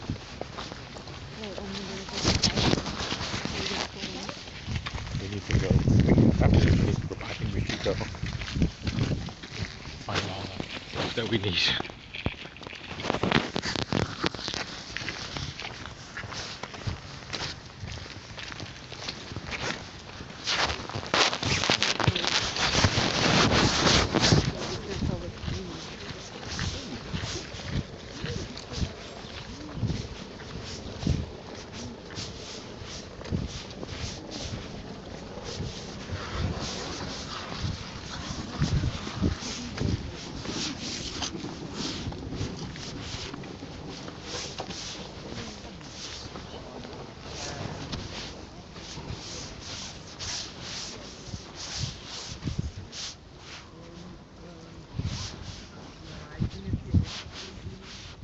Again, if you want to squeeze in a little bit so I don't sound too much, it'd be appreciated. Now, there's a couple of things we need to talk about. You cannot come to Kreuzberg, for instance, and not talk about politics. It's a very political part of the city. But Berlin is a political city anyway. It really struck me when I first came here. People talk about it, are aware of and knowledgeable about politics. It's kind of refreshing to me. And Kreuzberg is really at the heart of that, certainly in terms of modern left-wing political Berlin. Now, there's a few things you need to understand about Kreuzberg before we get into these political roots. This district has quite a bad reputation. In fact, did you ever hear about Kreuzberg before you came here? Do you know much about it? Very hip and cool. Very hip and cool. Yeah, about it. Actually, that's the wrong answer. Normally I ask this question and people say, yeah, they hear about crime, about poverty, about drugs. That's what I usually get told actually when I ask that, because it is a very poor district. But it has this bad reputation. It's really unfortunate because it's hip and cool. It's one of my favourite parts of town. But it has this bad reputation. It certainly is poor. It has drug problems, it has crime problems. But I feel very safe here. There's also one other story I often get told when I ask that question, and that is of course about rioting. Because there were huge riots on the streets of Kreuzberg for many, many years, and they would happen on the same day every single year, May the 1st. Obviously the 1st of May is the Workers' Day of protest around the world. Well, Kreuzberg being West Berlin's most left-wing district, Berlin being Germany's most left-wing city, and left-wing part of the world here. And May the 1st had a real significance. But since 1987, every year, these huge political protests here would turn into these huge riots, with hundreds, if not thousands of people fighting the police, throwing stones, bottles, petrol bombs at the police. Kreuzberg was burning every year on the same day. It was getting worse and worse. People of Kreuzberg knew they had a problem. They knew they had to have the right to protest on the 1st of May. They also knew if that protest just turns into a fight, no one's messages would ever get listened to. They came up with a very Kreuzberg solution to this problem. All these different groups of people, both cultural and political, came together as one community, and they turned the 1st of May into a party. Nowadays you come in May the 1st, these streets all around us here are packed. Last year they had to halve it in size. It was just getting too big, too dangerous. Last year there was only 45,000 people squeezed into this small part of the city. They built a stage on every corner, there's a sound system outside every shop, there's a beer in everybody's hand. It's this beautiful day of serious political protest and of serious partying, and the solution worked. because they took their day back. Everyone's involved on the 1st of May, from the old people of the district who are making food to sell on the streets, to the grottiest of the teenagers of the district who wear orange bibs, they're security for the day. They pick up all the litter afterwards, they marshal the crowds around. Everyone's involved, and they took their day back and the solution worked. Last year, with over 45,000 people streamed into this small part of the city, the whole thing culminates with what is called the Revolutionary March of Kreuzberg. This year with over 45,000 people, with 7,000 riot police on duty, bored like this. There was under 200 arrests on the whole of May the 1st last year. The solution worked. It was more peaceful than the year before that, and this year will be more peaceful than last year because they took their day back. It's about community and community involvement. Many people here still believe in this stuff, and it ties in, I think, to these political roots. I don't know one very good example of how deeply they go, because it's really impressed me. A couple of years ago, there was a square a few hundred metres over that way called Oranienplatz, and they had sprung up a refugee camp. There was over 200 largely black African refugees living in tents in dreadful conditions on this square. They had nowhere to go, but the authorities said they had to leave. The authorities said they would evict them if necessary. With that news, over 100 of these refugees left and they squatted, illegally occupied, and otherwise empty school building on Olauer Straße here in Cologne. Again, the authorities said, you can't stay here, you have to go, but this time they said they had nowhere else to go, they were staying put. The authorities said they would evict them anyway, using force if necessary, and this would only lead to trouble in a place like Kreuzberg. So the police started preparing for the eviction. They started closing down street after street after street around this former school building. Journalists from all over the country start pouring into Kreuzberg, preparing for the trouble they are certain is soon to come. But then 2 days before the scheduled eviction, something remarkable happened. And that was that the school children of Berlin went on strike in their thousands in support of the refugees living illegally inside of this building. The school children of Berlin went on strike. I was amazed by it. 2 days later, the scheduled eviction was cancelled. Now, I don't know how much influence the kids' strike really had.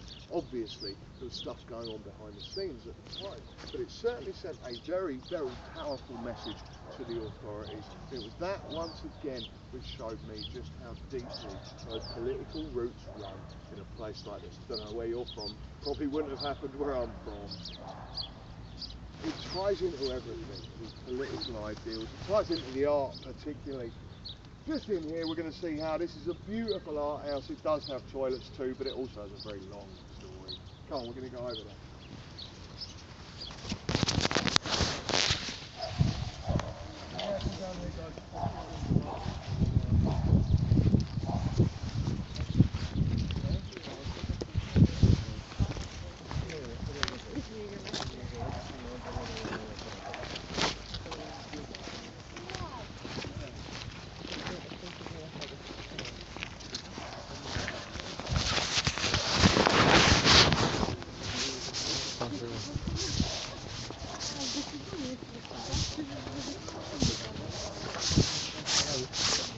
We're learning a lot more. This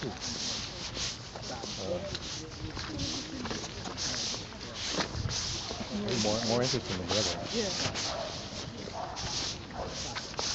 He's skating. Skateboarding.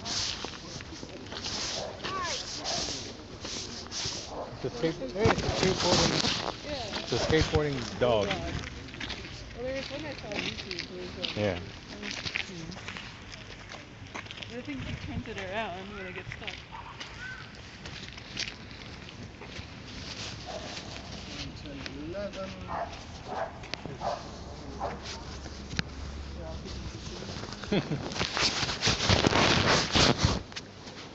It looks exactly like that famous one.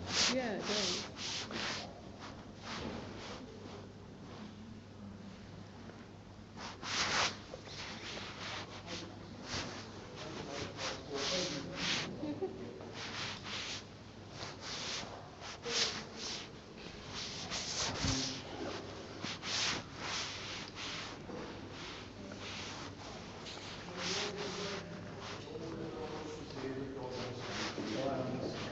Oh, look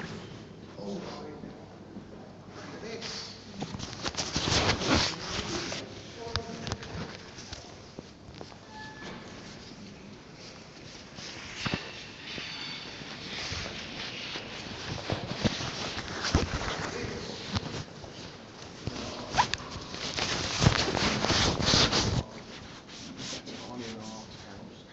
Literally an art house. So upstairs you've got loads of working studios, they're affordable. Down here you've got a couple of big open exhibition gallery spaces. You want to pay to see the stuff at Beck Park. It's an art house for the people of Kreuzberg. It's a really beautiful building in itself, but particularly with this. Now, needless to say, there's a long story about Beckhaven, but I'm going to give you 5 minutes for a little look around first.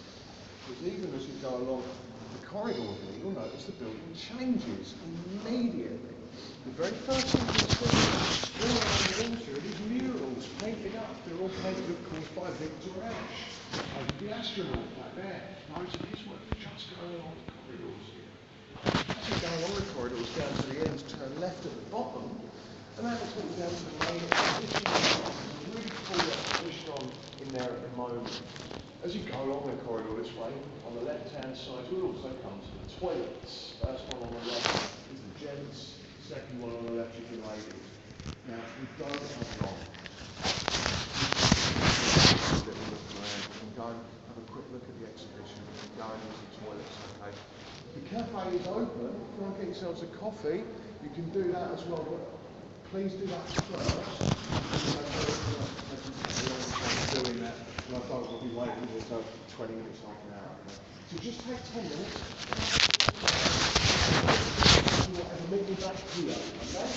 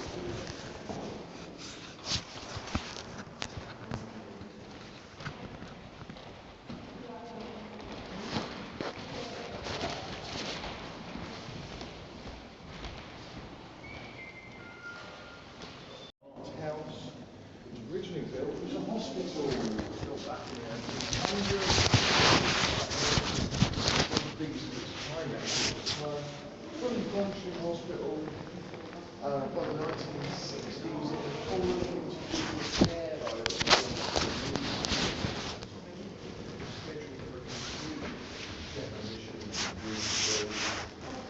But it was kind of unique, this beautiful building, as I said, there's so much Their tiny level was this whole hospital remained untouched by the bombing. But it wasn't all in a pub. There was a couple of groups that came together to rescue this beautiful building. No, they were architectural preservation groups, and they were artist groups. They had a plan of converting it into this art house they could rescue their tiny little artists.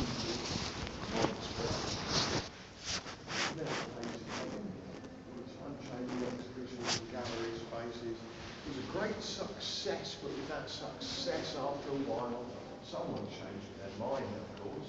Because why would you have a beautiful little place if you're not going to make any money out of it? The land still belongs to the church. They announced once again we're going to sell it off. But with the closure looming, the people of West Berlin came out in their thousands to protect this place. Now, this wasn't just the anarchists and the artists and the squatters. This was just the normal working people of West Berlin.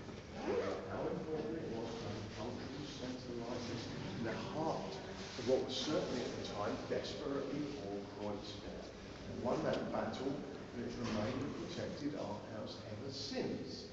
And it remains true to those original ideals, so you'll still never pay to come in. All the time these exhibitions and galleries are turning around. You get everything here from political discussions to dance performances. It's the home to Berlin's largest free music school for kids. That kind of stuff. Well, we know this story already. Berliners, they're into art and culture. I've told this story. There's another story about this place that interests me as well, though, and that is, of course, to do with squatting. Now, there's another wing of the former hospital on the other side, a big part of the former building. That was squatted, occupied in the late 1960s. It was very quickly named the Rauch House. So it's named after a guy called Georg von Rauch. Now, Georg von Rauch is an interesting guy. We're going to get onto his story in a minute, but as always, we need to go back a little bit. Because you've got to think about a place like Kreuzberg, and it's a place within West Berlin. And West Berlin's place within West Germany. You know, it's a complicated situation, but following the war, West Germany, the young people of the country were becoming increasingly politicized, were becoming increasingly angry, actually, into the 1960s. There was a process, for instance, called denazification in West Germany, and frankly, it wasn't terribly successful in many cases, because the people hanging on to power in many cases were the same ones who had it since the fascist era, whether they were judges or heads of police or politicians or business leaders. And the young people of West Germany were becoming increasingly angry, politicized. It would culminate and sort of really gain focus by the end of the 1980s with the green movements, with the anti-nuclear weapons, the nuclear power movements. This was going on for a long time before then. In 1967, for instance, the Shah of Iran visited West Berlin. Thousands of young people marched in the streets against his being. On one of his protest marches, a protester named Benno Onazor was shot and killed by a West German police officer. Or at least we thought it was a West German police officer. Though everything is more complicated than necessary in a place like this, because it turns out, of course, this policeman had a link to the Stasi in the East. Communist East were trying to undermine capitalist West. They were trying to inspire revolution amongst the young people of West Germany. It's amazing to think how close they came to succeeding, because out of the death of Benno Onazor sprung up ever more militant protest groups throughout West Germany. They include groups like the Red Army Faction, Baader-Meinhof. Baader-Meinhof, well, it was the name of the two leaders of this group, Ulrike Meinhof and Andreas Baader. They led what was effectively a Marxist terrorist organisation who operated throughout West Germany, throughout the 1970s. There weren't many of them, they were pretty small in numbers, but West Germany was terrified of Baader-Meinhof. They bombed American army bases, they fired on department stores, they kidnapped a judge, a politician, they robbed banks to finance everything. They trained with the Palestinian Liberation Organisation and were connected to a wider worldwide revolutionary movement. They were so feared that when they went to trial in the end, the West German state had to build a brand new prison in which to keep them in directly next to the courthouse, connected to it by a tunnel. So they were terrified of them escaping. They were a very significant group, but they were only one. Similar revolutionary organisations were springing up across the country. But particularly in a place like Kreuzberg, this was fertile political ground during the 60s onwards. Because no one cared about Kreuzberg. During the Cold War, this was the end of the capitalist world. The Berlin Wall went around Kreuzberg on three sides. It was full of anarchists, it was full of junkies, it was full of foreigners, it was full of revolutionaries. There was loads of empty buildings here because property wasn't worth any money, so there was loads of squatting here in Kreuzberg. And these revolutionary organisations were springing up in these buildings. Now, one of them involved this guy, Georg von Rauch. The authorities arrested him because they wanted to make an example of him, really. They said he'd beaten up a journalist, put him on trial in Moabit, Berlin's High Court. But on the day of the trial, someone wasn't paying attention. Because somehow, Georg von Rauch is able to swap clothes with another guy who's in court with him, co-defendant. This other guy, wearing his clothes, then takes his place in front of the judge. The judge looks down on this guy, says, "You, Georg von Rauch, you're accused of this and this and this and this," and he goes. And this guy waits patiently until the judge finishes talking, and he puts his hand up like that. He says, "But Your Honour, I don't know what you're talking about. I'm not Georg von Rauch. Look at my passport. I'm just wearing his clothes."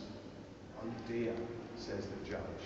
He looks around the courtroom, he sees a door flapping at the back of the High Court. Von Rauch, of course, has just walked out at it. He's free for another 6 months in the streets of West Berlin. The authorities catch up with him one more time. This time they made certain things. They shot him 3 times. He's killed instantly. But immediately following his death, the squatted house on the other side of Bethanien over there was named in his honour. They named it the Rauch House. Now this is a house which is illegally squatted by active left-wing political groups. Now it is still there to this day. It's become legalised now. They're very active politically now. Still, they do a lot of work with kids from the poorest parts of Kreuzberg, always have. Over the last couple of years, they've been very involved with helping refugees coming into Berlin, with language advice, with legal advice. They've got urban town there that runs as a cooperative. It's a very active left-wing political building. But I find it amazing that here we are in the 21st century, and even though it's been legalised, it's still called the Rauch House. It's still named after an anarchist martyr who was murdered by a West Berlin police officer. But that's how they deal with things in a place like this. They're very proud of their revolutionary roots. It goes back a long way. There was riots on the streets of Kreuzberg for workers' rights as far back as the 1870s. There was riots all around this beautiful building here in the 1970s, 100 years later, when the authorities tried to evict the squatters from the Rauch House. Illegally, it turned out. All of that is, of course, summed up in song.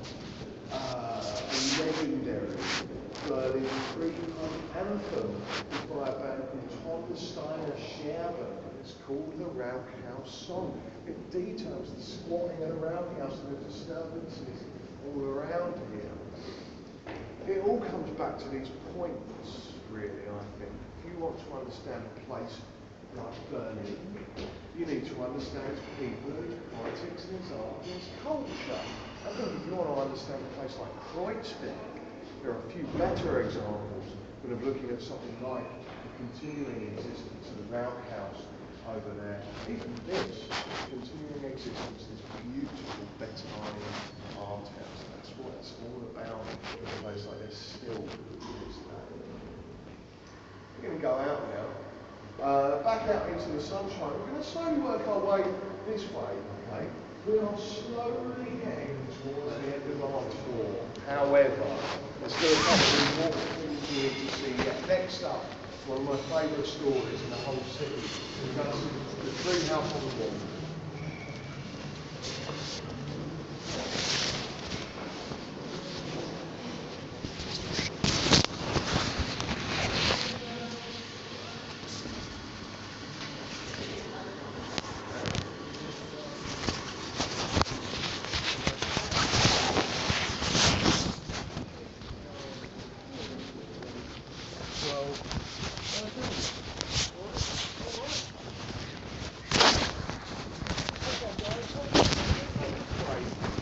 Very importantly, as we go along this way, you're going to see some really cool buildings on the left-hand side. Please no photographs of any of these buildings up on the left up here. People are living around here, we have to respect their privacy, okay? Follow me, this way.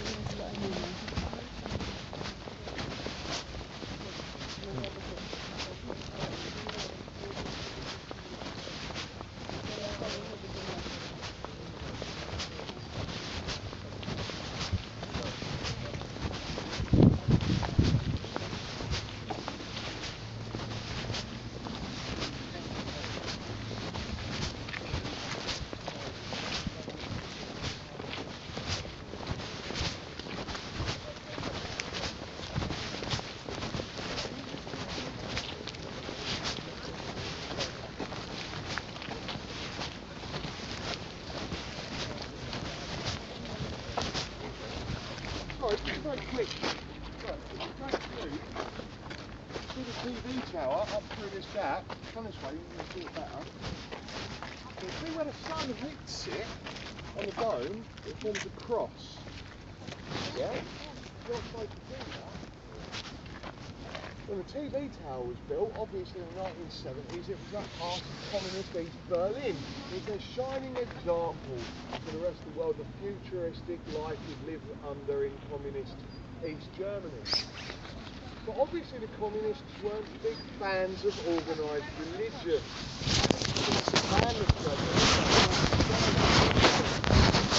So to get the church to stay open, and that's what they give the people.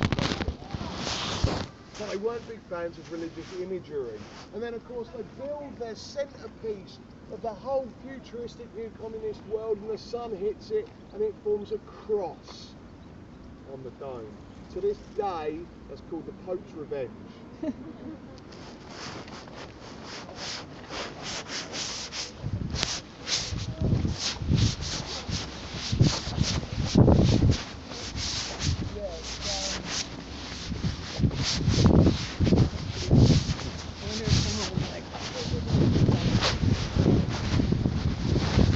What?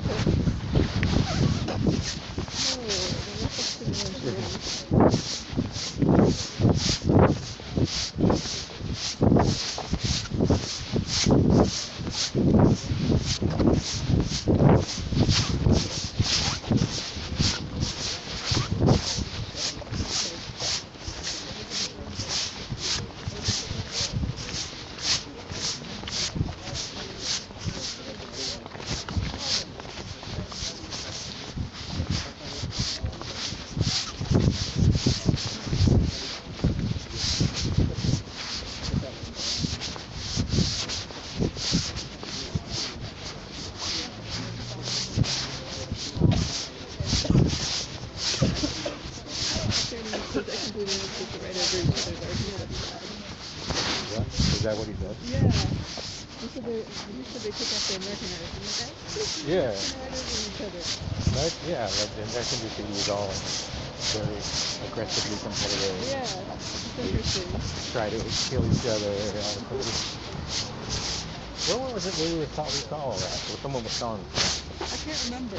All I remember is that like we were looking at the bridge and you were telling me about how they were wondering about how someone got up there and you were telling me about how they probably did it. Yeah. Someone told me about how they. I don't know where I heard that. You told me before, like I didn't hear it from you. Like, Oh, you okay. kept saying he told me. Yeah. They trap their pieces so that other people can't ride over them. Yeah. Are they just the understood too? Wow, I never told me.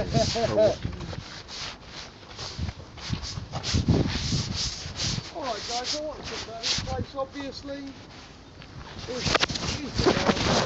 yeah, Mal had a tree house on the wall. Well, you can see one called the tree house. Started. There on the wall. Lino Road that runs directly behind this garden here. The direct line at a Berlin Wall. Berlin Wall literally ran up behind this garden, coming this way, heading north to this. Now the wall appeared on a single night in 1961. Sunday night, August the 13th, 1961, Berlin was divided overnight, and it would remain divided for another 28 years. It's remarkable, really. Obviously, it wasn't a glorious divide, but it was divided overnight. It was a quick job. Because they made a quick job of things, they had to cut some corners. The original divide of the city was drawn up at the end of the war, and it wobbled randomly all around the place. It was actually quicker and easier in many cases for them just to go in a straight line.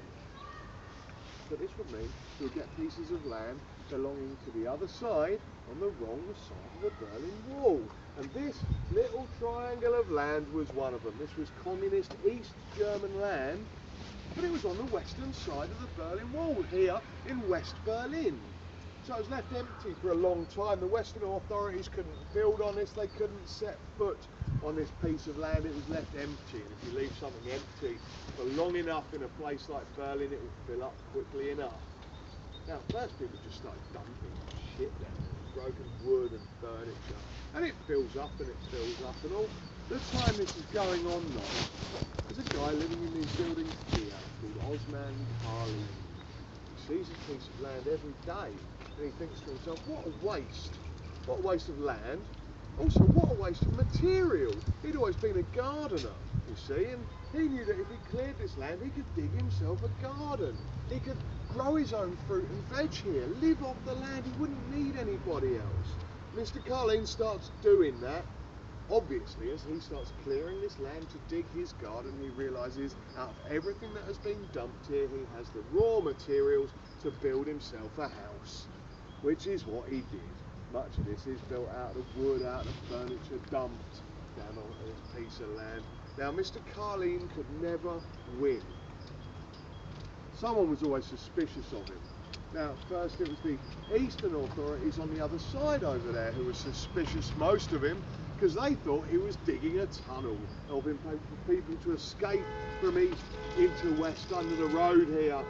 And of course that's fine with the western authorities, but then soon enough, these guys over here, having spoken to Mr. Carlin, he's not digging a tunnel at all. In fact, you could probably say, with his garden, he's leading a model socialist lifestyle in the heart of capitalist West Berlin. Brilliant!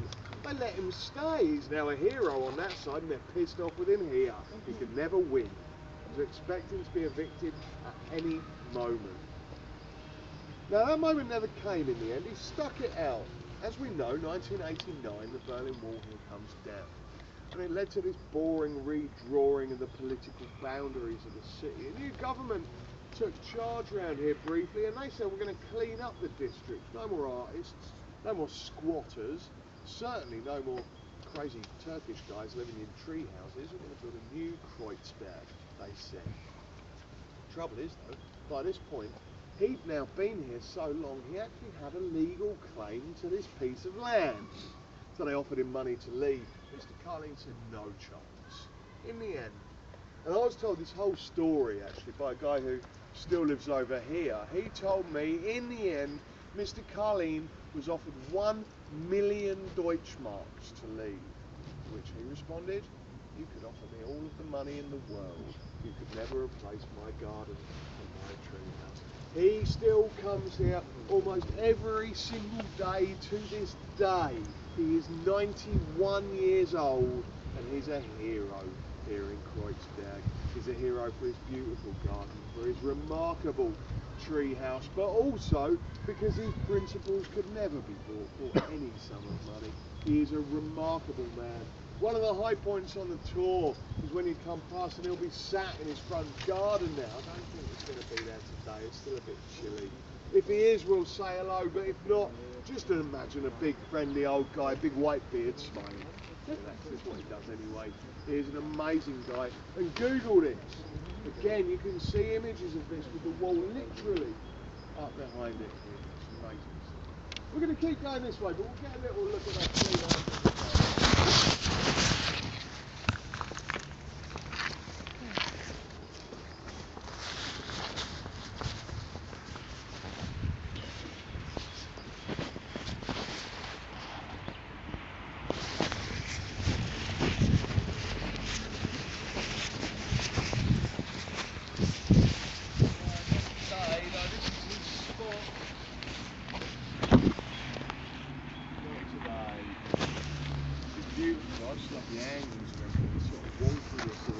Got the water tanks up top here, obviously there's no running water.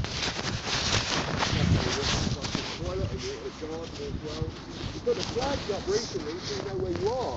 Well, at least where you used to be. This flag on the right is the flag of the DDR, Communist Germany, this side of the Berlin Wall. The flag in the middle, the Turkish flag, is really nice and Turkey in the middle, and on the left is there, that was the West German flag, the current German flag, that side of the Berlin Wall. Oh, follow me, we'll keep going.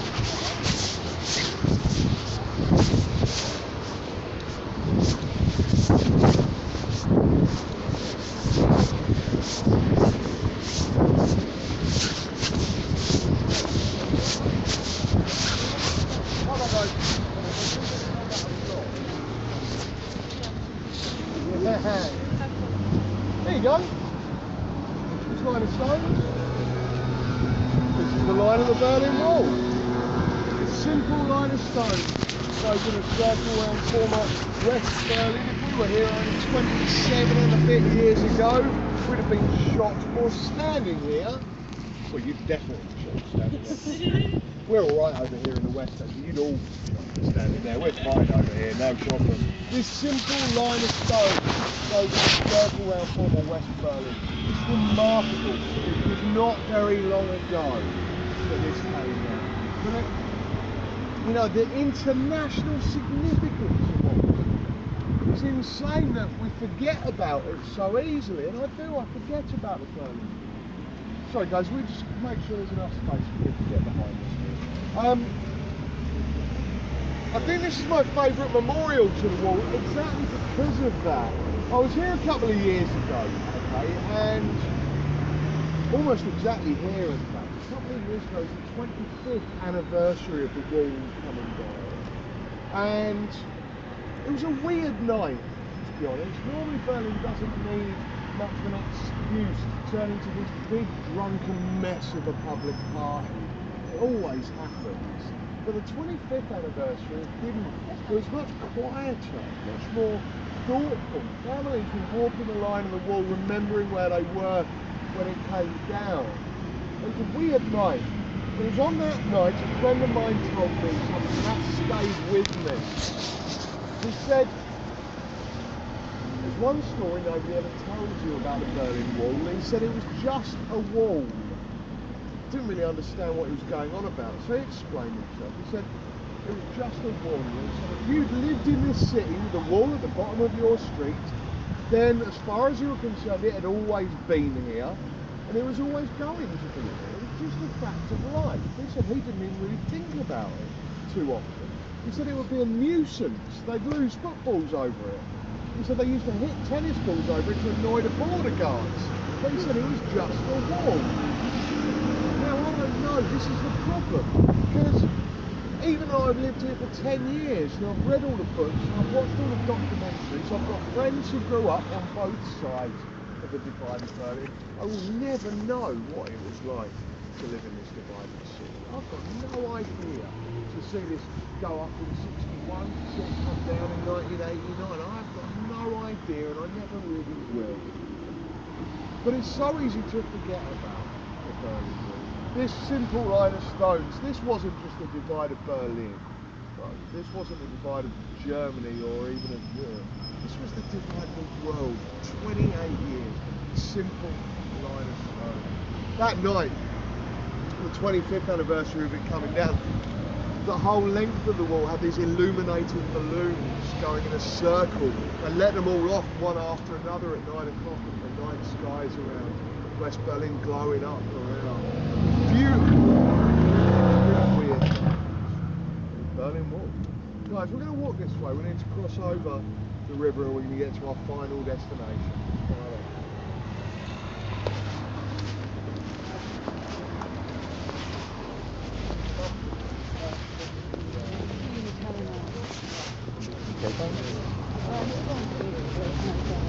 From yesterday? I think it's because getting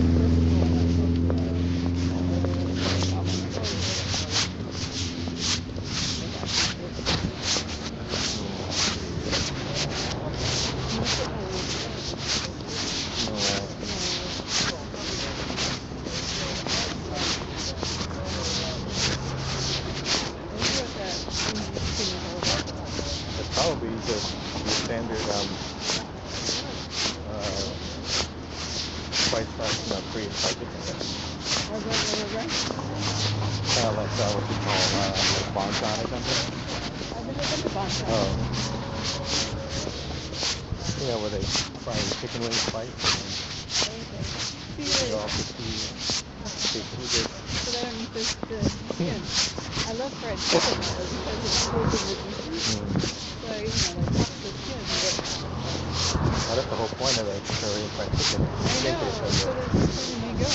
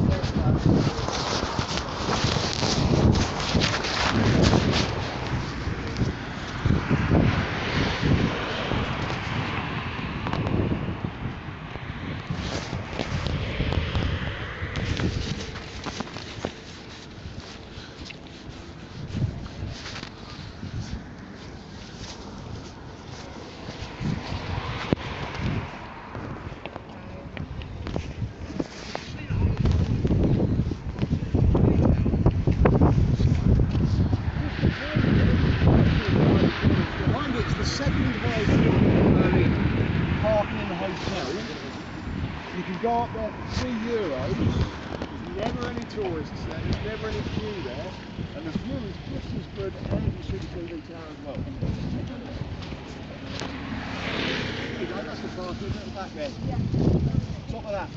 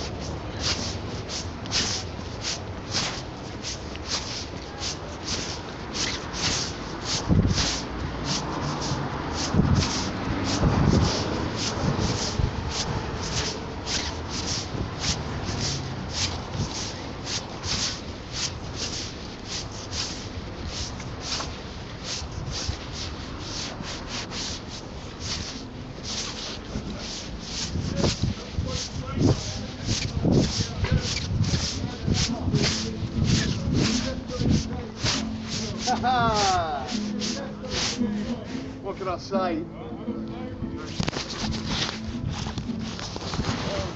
3, 4, 5, 7, 8, 9, 10, 12, one person down, 13. All right, ladies and gentlemen, this is just the entrance to the Yarm Beach, the Young African Arts Market. It is one of my favourite places on earth. Unfortunately, it's still a bit early in the year. The beach itself is not open. However, you can still see here what it's like down here. Now, I've got two stories I want to tell you. It's going to tie all of this stuff together. We're going to go through it down that way by the riverside. Okay? When we go into the open. There's another bar just down there by the river which is open as well. You can get yourself a beer, reverse it after that. You can eat up here as well. The restaurants are really good. You've got African food and you've got West Indian food. Really good stuff.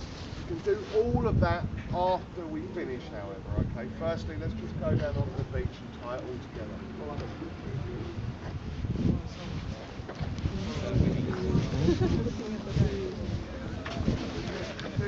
How are you? I'm good, man.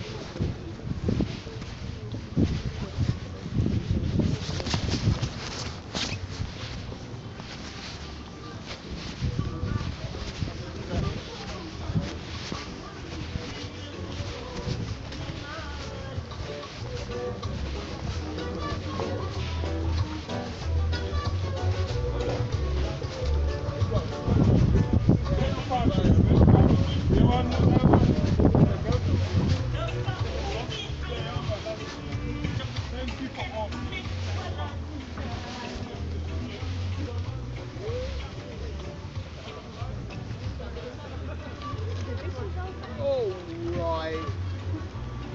So this is just the entrance to the Yarm Beach. Go down that way, obviously that will take you down onto the beach itself. I don't think they're open today, it's still a little bit chilly for the beach.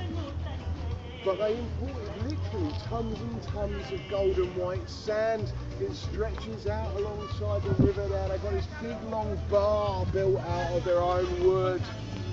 The beer's always cold. They do remarkable things with rum at all times of the year. You may even notice certain smells wafting around from time to time. There are many reasons I like to finish my tours at the Yarm Beach.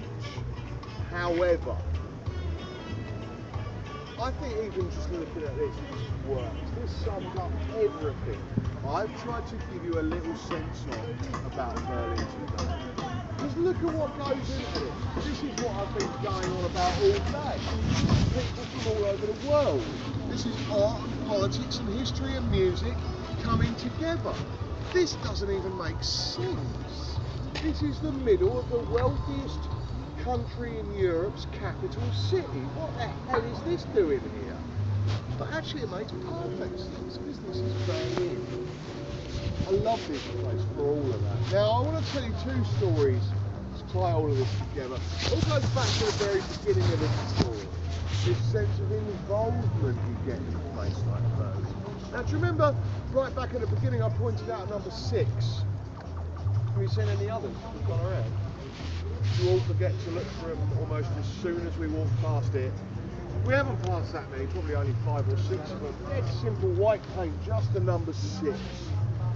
But literally there is estimated there are 100,000 have gone up over the last 10 years or so around Berlin. Now you don't see them on walls very often anymore. Obviously because it's illegal. The guy who does it has been arrested so many times. So he'll paint the 6s on top of the litter, on top of posters, on top of anything he can. He goes out on his rusty old bicycle 6 hours a day, 6 days a week, painting the number 6 all over Berlin. His name is of course Mr. 6. Now no one knows what to do with Mr. 6. They don't know if he's either an artistic genius or if he's just not, shall we say. And the truth is probably somewhere in the middle. But everyone knows about Mr. 6, everyone knows about his 6s, and everyone's got their own ideas about what they think those 6s may mean. I've spoken to so many people. I've heard people say maybe it's a biblical reference. You know, 666, the number of the beast. I've heard people say maybe it's to do with the 6 over there in SO36. I've heard people say maybe it's deadly serious. It could be the 6 million murdered Jews in Europe. It's not impossible. I've heard all sorts. I've heard people say it's obvious what the 6 means. The German 6 is of course sex. He's talking about sex, isn't he? Of course he is talking about sex. Now at the end of the day, I don't think it really matters what those 6s mean. What matters is what you think they mean. Because you look at these 6s and you think about them, and before you know it, you've been taken into that story. Before you know it, Mr. 6 has sucked you into his little trap, and you're thinking about Berlin. And I love the way the city does that to you, because it happens so often. The art is only one sort of example of this happening, but it is a good one. I want to give you one final example of how this works in a place like Berlin. And actually this one's out of this book here, Street Art in Berlin. This is published every year. They do a new version of this. This is a pretty old one. But there's a couple of things here I'd like you to look at. Here we go. They got these notes, random bits of paper almost. They appeared all over the walls of Berlin a few years ago. Now you've got different drawings on them obviously, but different text, and one thing in common throughout them all is this name, Linda. Linda, Linda, Linda, Linda, Linda, Linda. All about this woman, Linda. You turn over, and there's more. I love Linda, it's not Linda. Thinking of Linda, Linda, Linda, Linda. All about this woman, Linda. Now this whole story actually started here in Friedrichshain a few years ago. And it started with a piece. It was put up outside of a bar on Boxhagener Straße one night. And it looked a little like this. It had a painting on it and it had some text. And the text basically said, Linda, I love you and I'm sorry, Linda. I'm going to be waiting for you in this bar on Tuesday and on Saturday night. Come and talk to me, Linda. Give me a chance to explain. Now, nothing happened. The next Monday, another piece appears put up outside the same bar. It's got different painting on it this time, but the text was much the same. It said, Linda, my darling Linda, I love you and I'm sorry, Linda. I'm going to be waiting with you in this bar on Tuesday and on Saturday night. Come and talk to me, Linda. Give me a chance to explain. Still nothing happens. So soon enough, This person starts putting these pieces in other places around the city. Linda, I love you. You know where to find me, Linda. It goes on and it goes on, and then slowly something does start to happen because other people start to put other pieces up around them. I say, Linda, for God's sake, Linda, can't you see how much he loves you, Linda? Go back to him, Linda. You know where to find him, Linda. You've got other pieces going up. Linda, bitch, Linda, what have you done to this poor guy, Linda? Got other pieces going up. Linda, careful, Linda. He's clearly a psycho man. Here's my phone number. Why don't you give me a call, Linda? Because you're obviously worth it, Linda. And it spreads across the city. It made it into the papers. It made it onto the TV news. And more importantly, it spread naturally across the walls of Berlin. Everyone was talking about Linda and about Linda's ex. Now, it turned out, actually, in the end, the whole thing had been a project. It had all been started by a single artist. And what he wanted to prove was that in a city like Berlin, all you need is an idea.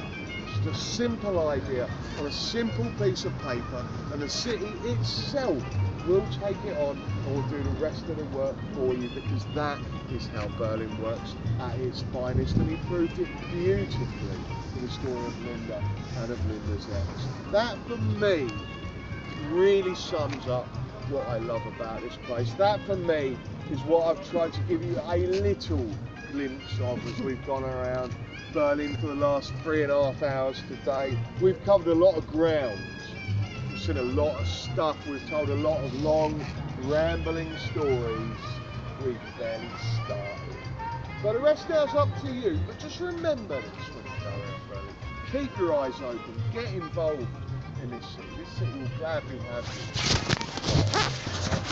So this is the best place to end up. You might want to go and get yourselves a beer, sit out in the sunshine. You might want to go and get yourself some food here. You might just want to go back to where we came from, so I should probably tell you how to get there. If you go out of Yum, you can go out here, all the way we came, out round that way. Just turn right out the exits there, okay? Down to the bottom. And you've got a big road running parallel with the river. Just cross straight over there, and the path will take you diagonally over to the right hand side. Literally behind this falling apart building on the other side of the road over there, massive glass building, DB in big letters at the top. It's a train station, Ostbahnhof. Can't miss it. Go into Ostbahnhof.